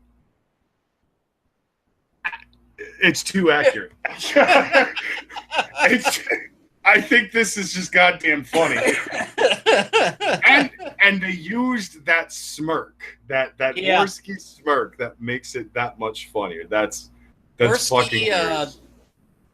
Worski is not a guy who can pull off the shaved head unless he's going bald thing. Yeah, true. Very accurate. I didn't know what to do with that other than like, no, I'm going to share with the class that everybody needs to see what I just snickered at. Oh, yeah, that was good.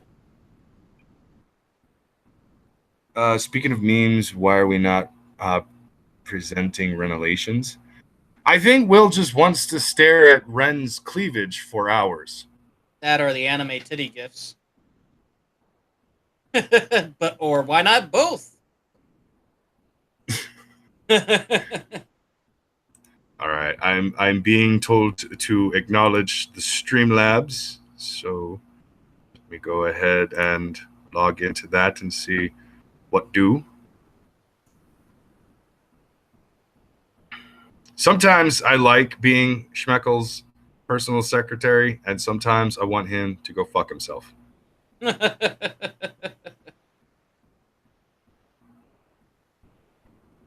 All right, so it's not showing anything has been sent at this point. Yeah, Streamlabs isn't showing any donations from today. Sorry, Mr. LM. By the way, in case anybody is not aware, Mr. LM002 probably one of the best fucking guys who just jumps into one chat after another. Dude is fucking amazing. He's definitely my hero. He gave me the rest of the money that I was asking for my GoFundMe, and awesome. I'm incredibly thankful. You know, the guy will help out when he can, where he can, and it's fucking amazing. Like Mr. LM, I just want to thank you once again for that incredible donation. You beautiful man.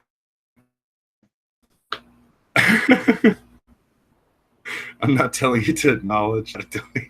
Oh God, I'm not trying. I wasn't trying to make anyone feel obligated to do it.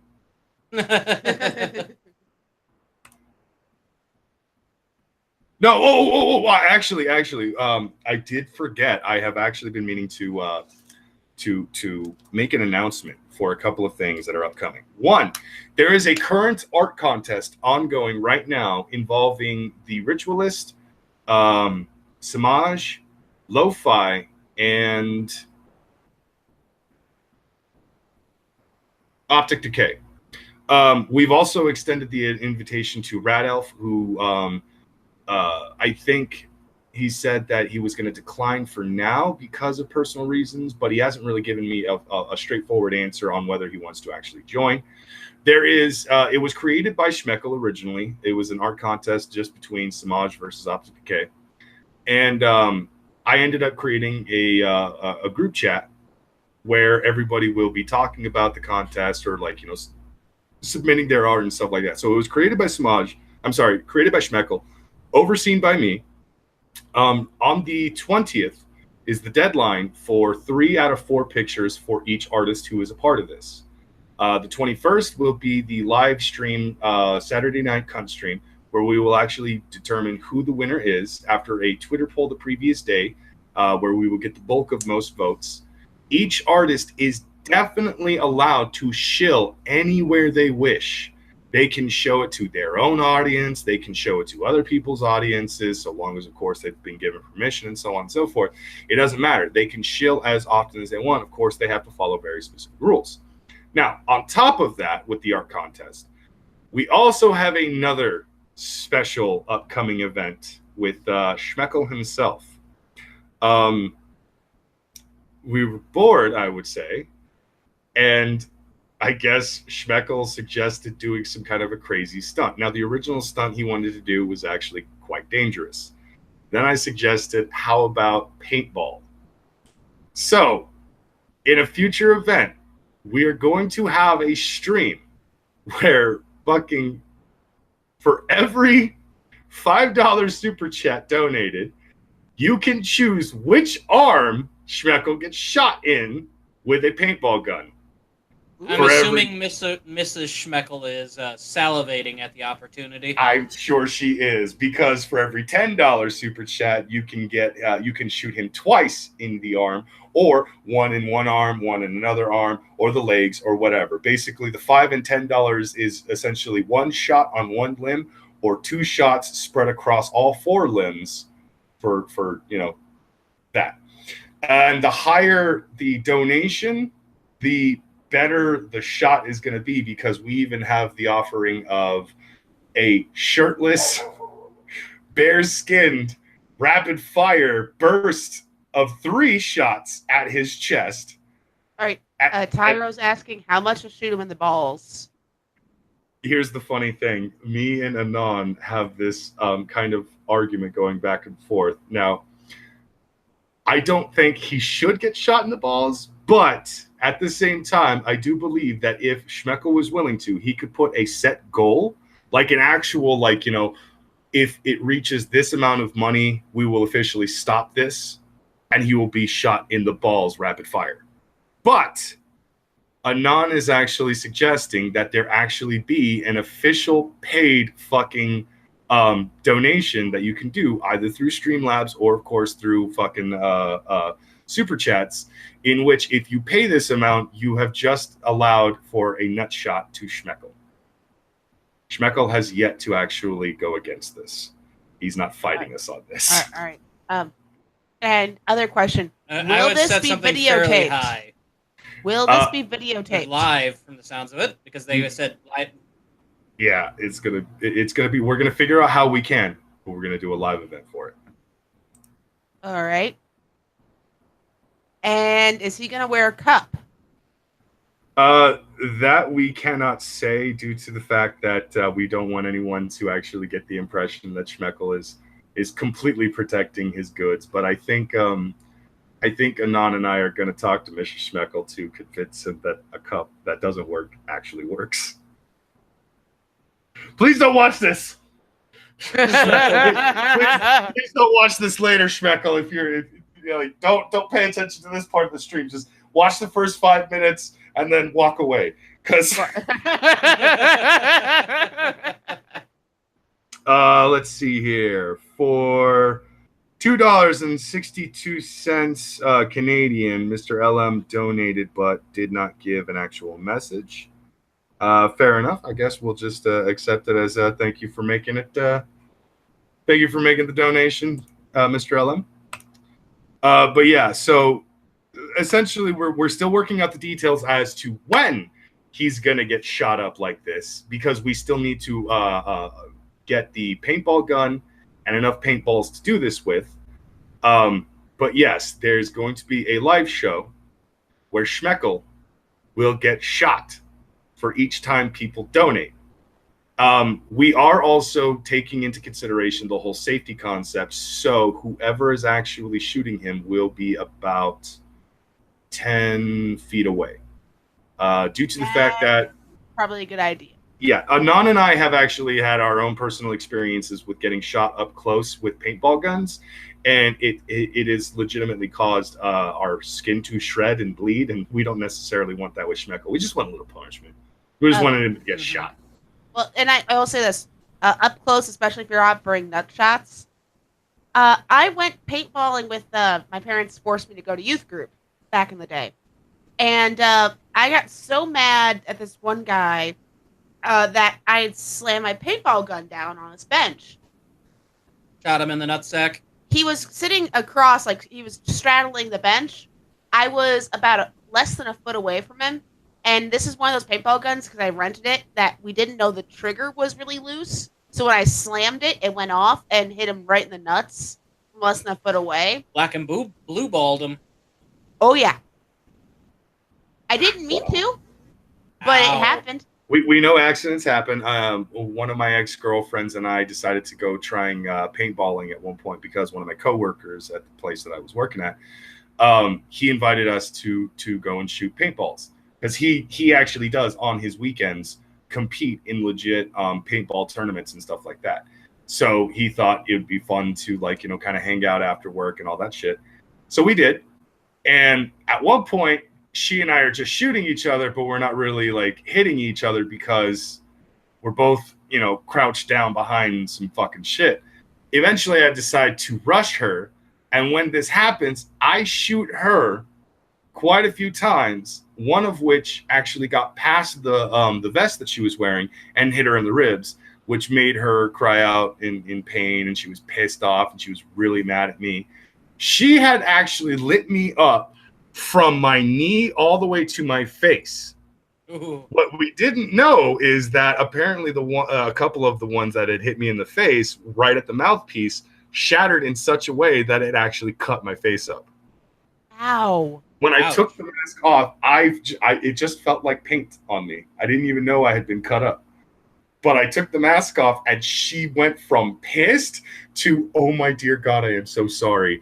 Oh, honey, I'm sorry. I don't care about the ribs anymore. I'm so sorry. That's exactly what happened. She was mad. She fought through the pain, but that was because apparently she was so deadly in her shots that it actually she drew first blood, basically. Even my friend had to step in and say, I think you guys are done for the day because that looks really bad. Yeah.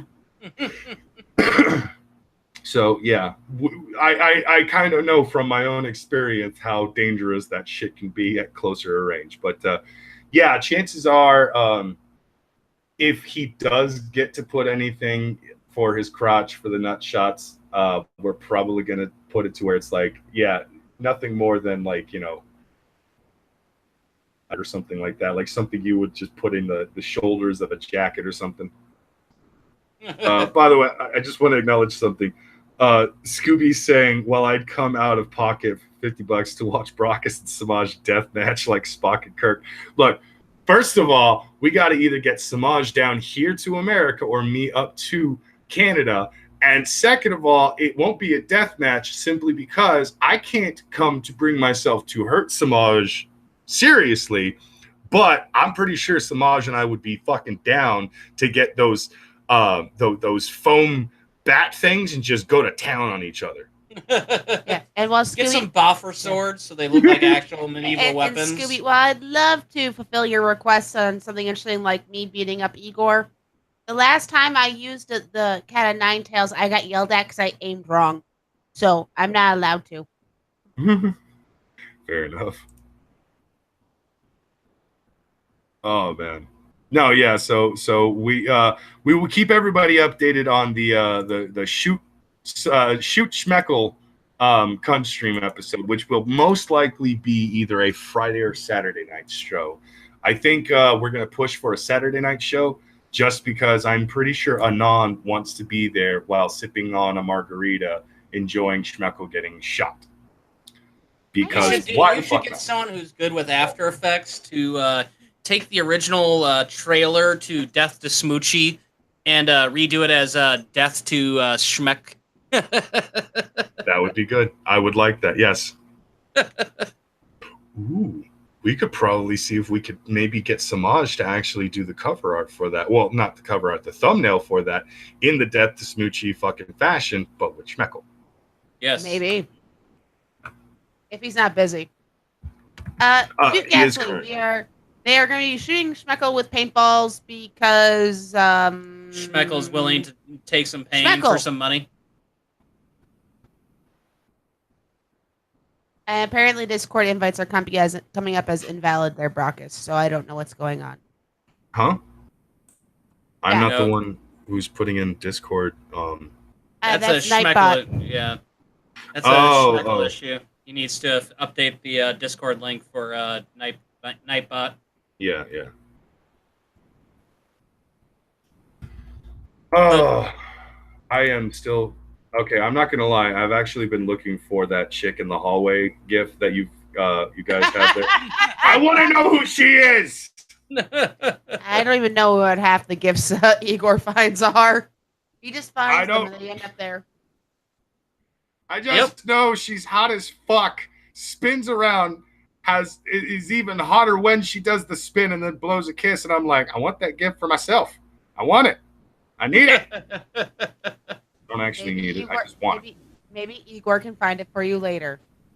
It's on my computer. Somewhere. Obviously, yeah. He's probably got it in a file somewhere, the Spank Bank.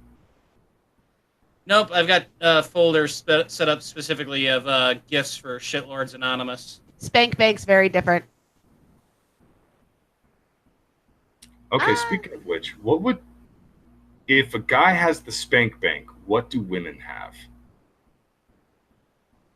We have our own Spank Bank. It's just usually books. The library. Yeah. The library. Bank, but it's books, and most of the time it's the idea of, oh, look, a rich and famous guy who will give me all his money and time, and oh, that's so nice. I still find that so goddamn funny that it won't be a death match because I can't come. Hey, you're taking me out of context, anti-hero, you son of a bitch.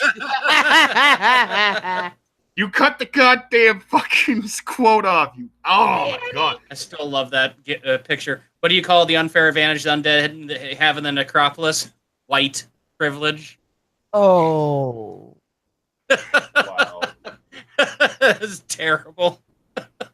No, but what I was saying is I find it hilarious because men are shamed and shunned in public if they were to walk into, say, a porn shop or buy porn at a gas station or a liquor store or wherever the fuck you buy your porn and stuff. If you go and you get a dirty magazine of naked women, people will look at you like, you disgusting, you piece of shit.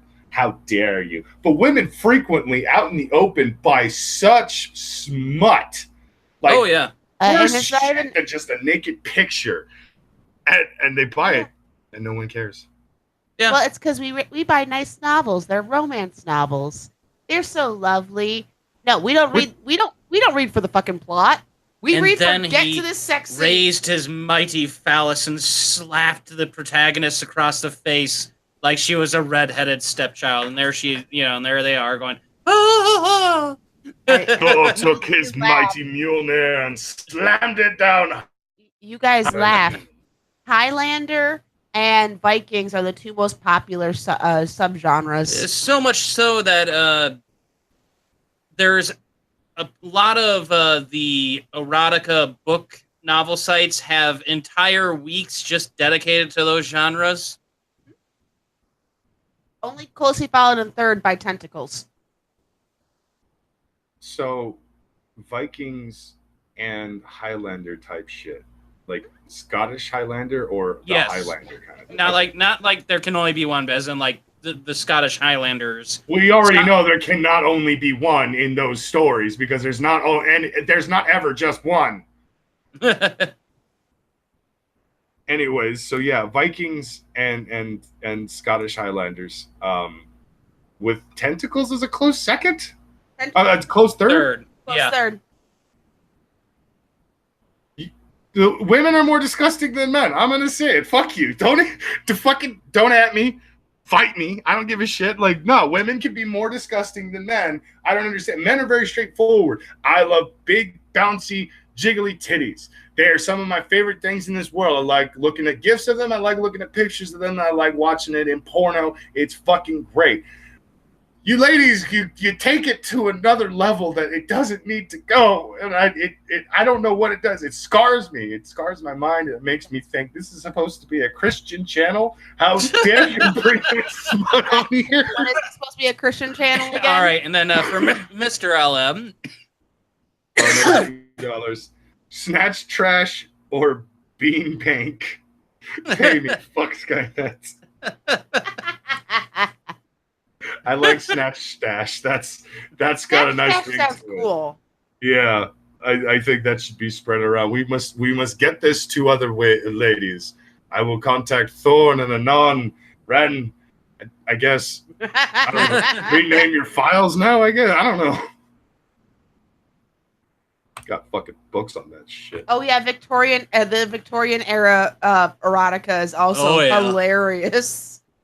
Oh, I'm certain it is, and I'm certain that there's probably that whole French nobility thing as well that makes a good circulation. That doesn't really make any sense because it's just they all had syphilis, right? Like I don't understand your obsession with the French in that time. It's why the least popular, like the most hated, is the Christian erotica, and yes, that does exist. But it's basically take regular women's books, but remove all the sex. And then they held hands. They held hands and talked about waiting till marriage. And it's like, and close the book. I'm not reading this. I mean, we could find it, but you do have the erotica review of the Jesus Christ erotica. Please do not mention the Ken Ham erotica ever again. Triggered. Now you know how it feels. No. I knew how it feels. Okay, before Ghostbusters 2016 came out, Igor came and we were shopping in Walmart and he showed me, I have something for you to review on your channel. It's for the bargain bin. And he hands me the Ghostbusters, the 2016 movie, screenplay turned into a fucking novel.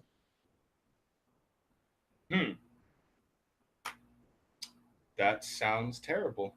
It was. The worst part is it's, I believe, still to this day, our single most viewed video with 5,000 views or something like that. Let me see. Most viewed. Is it because she raged so hardcore on it? There was at least 15 minutes of cutout, and I wish we had saved it, but we deleted it. Footage of me just swearing. Yeah, I wish we had saved that. But it's just shy of 6,000 views. What it happened was we hit the perfect storm time. We put out that review a week before the movie came out. To be fair, I did save several people. There are people commenting that I saved them from seeing the movie. Yeah. So my pain did something good. My pain saved some people. At that time,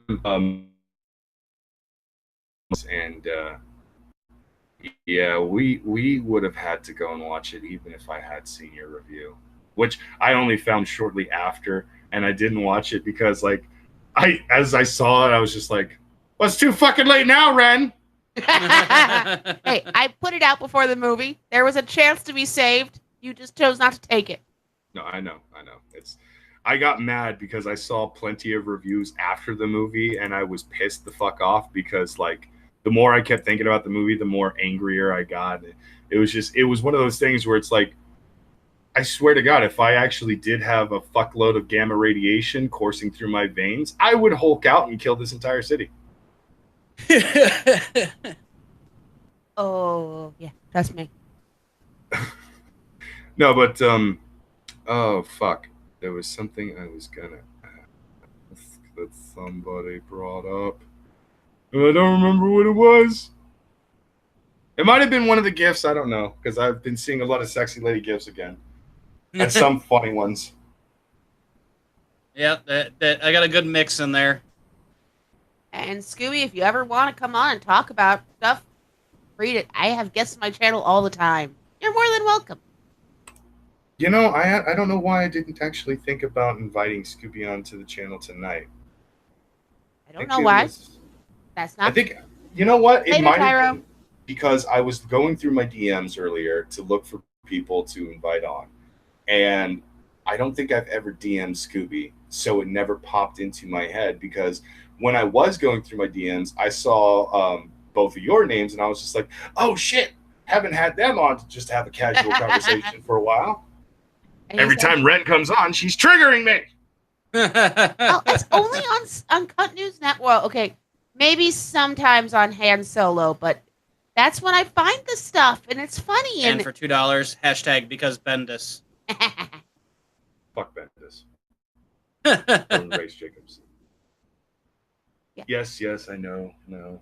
You find anything on... It's hilarious. Because it's just funny. Yeah, in case nobody's also keen to this, Ren likes to watch Cunt Stream every once in a while and then trigger me in the chat with her fucking wrong stuff and her horseshit information and stuff. And it's just, it's confusing. On purpose, yes. Because it confuses me, because sometimes I think it's Igor, but then I remember he follows up with a dad because it's the only time he can get away with it without Ren wanting to tear his fucking head off. Well, usually you can tell if there's a lot of correct facts about Star Trek, it's Igor. Yeah, but I'll still follow it up with a. I'll follow it up with a dash Igor if I'm on your account. Yeah. Fair. Otherwise, you can usually tell it's me because I'll be in the logged in as the Shitlords Anonymous account. He'll try to be on the other one, so that way it doesn't confuse people anymore. Good rule of thumb is Renelations is typically Ren, and Shitlords Anonymous is typically Igor. Yeah. Yep. It used to confuse people too when we shared Even though I'd put it like a dash Igor. They'd still ask, is it Igor or Ren? So it was most confusing when we still shared a Twitter account, and that was when people would get really confused. Like, is this Ren or Igor tweeting? You'll know. By the way, Scooby's saying give him 5 minutes, you can send, and he'll be ready. We're probably going to end this pretty soon, except somebody did bring up an interesting topic. One that I do want to actually wait for tomorrow for Han Solo, just because nerd episode. The only reason why this one has turned into a nerd episode is because Schmeckel is not here and he can't control me. And I will turn everything into a nerd episode because I'm a fucking nerd.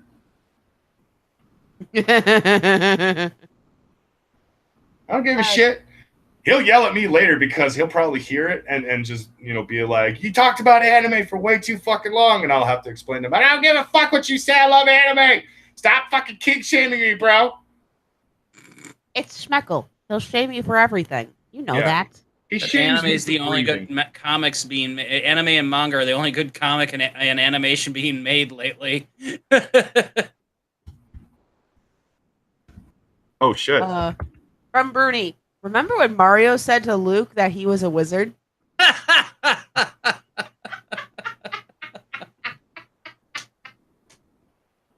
I've been so occupied with what's going on with us that I did not realize that I had been sent a DM. What's that? Vamp has Kraut on her show right now. Oh, really? Interesting. Yes. I think it's in relations to the continuous shit that Coach Red Pill, JF, and Zoom have been doing. Mm-hmm. Ooh, maybe. And hey, Lo-Fi. Another thing to trigger you, Brockus. Teen Titans Go. Why did that one get a fucking movie that's put into theaters? Why? Because they hate you. Because children think that's a quality show. By the way, hun, you know you're going to have to take the oldest to that one, right? He's not really into it anymore. Maybe. I don't know. 3 years ago, you would have been. Oh, no, that's going to be me and your mom, because the girl's gotten into that. Yeah, but she's more into... Starfire. No, the girl, the superhero. The one I kept trying to push on her that she's finally into now. Yeah. Where it's the girl, all the female characters from DC turned into like middle school, high school kids. Yeah, I want to find whoever decided to do that, and I want to choke them because I want to tell them Poison Ivy and Harley Quinn are not superheroes. Yeah, I don't care. I don't care. My daughter's getting out of Barbie, and I don't have to hear about My Little Pony anymore. So shut it. Okay, fair enough. We don't need another Opal in this world. Okay. If I could get her into comic books and just divert her somehow into comics, it'd be good. And that's what I'm doing. That's fine. I would prefer you push her towards the Titans, not so much the abominations that they keep pushing. But hey, if it gets her interested in comic books, fair enough. I'm not going to fight you on this. Oh, My own 3-year-old nephew for a long time kept calling everything Spider-Man, even though it wasn't fucking Spider-Man. And then when he turned 4, he turned it into everything was Batman. Our oldest is currently obsessed with the Flash. So that's not bad. The Flash TV show isn't horrible. It is now. Well, he's too young to notice those things. He just likes the Flash when he does the thing and fights the bad guys. So we're fine with that. And from Will Honorless, when Vader took over the Enterprise to help Captain America.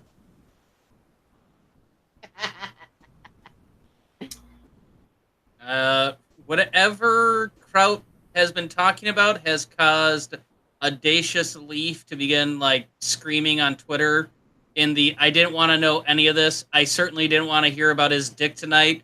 And then T-Tac posted a picture of a gif of the dog dicer slicing a hot dog into tiny, tiny pieces in response. Oh, of course. I don't know what to make of any of this shit. No, but I think we're probably going to end the show right about here because at this point we're just going to revert it back into a massive amount of fucking nerd shit, and then maybe tackling the Kraut drama as to why having Kraut and T on the same stream with both Tonka Saw and Vamp Candy is in fact mind-blowing. I don't think anyone. Message for Antihero saying, "Quick, check your Twitter." I actually did just check my Twitter. But yeah, basically, I don't think anybody needs a recap at this point. We all know about Kraut's sins. We all know about what's caused Kraut to become a social pariah and stuff like that. But Vamp and Tonka have him on the stream on Vamp's channel right now. So if you're interested, go watch. Otherwise, the rest of us are going to go cause more stuff to come out. Yeah, probably. But I actually I think we are going to shut it down at this point. I think we had a pretty decent show. We had a lot of decent topics that we jumped back and forth between. All right, everybody. Tonight was the very first episode of the new show title, which is, of course, the Monday Night Morning Show. One of the reasons why we decided with that is because it's kind of a stupid-sounding name, but also funny at the same time. I mean, it's Monday night for me, but it's morning for other people. Just sort of funny. Tonight with me was Ren from Renelation/Shitlords Anonymous, as well as her husband Igor from Renelation/Shitlords Anonymous. They are both fantastic people. Go subscribe and watch their shit because they make really good content. And Ren really likes to trigger people, specifically me and a name dragon are her favorites, apparently. Yes. You're the easiest. Of course, because you know how to fucking make us rage. Tonight we talked a bit about the Andy Worski drama with Tonka and everybody else. We also talked about anime, comic books, cultural appropriation. We talked about a lot of fucking shit. So we're just gonna go ahead and end it here, everybody. Thank you for coming in, and get the fuck out.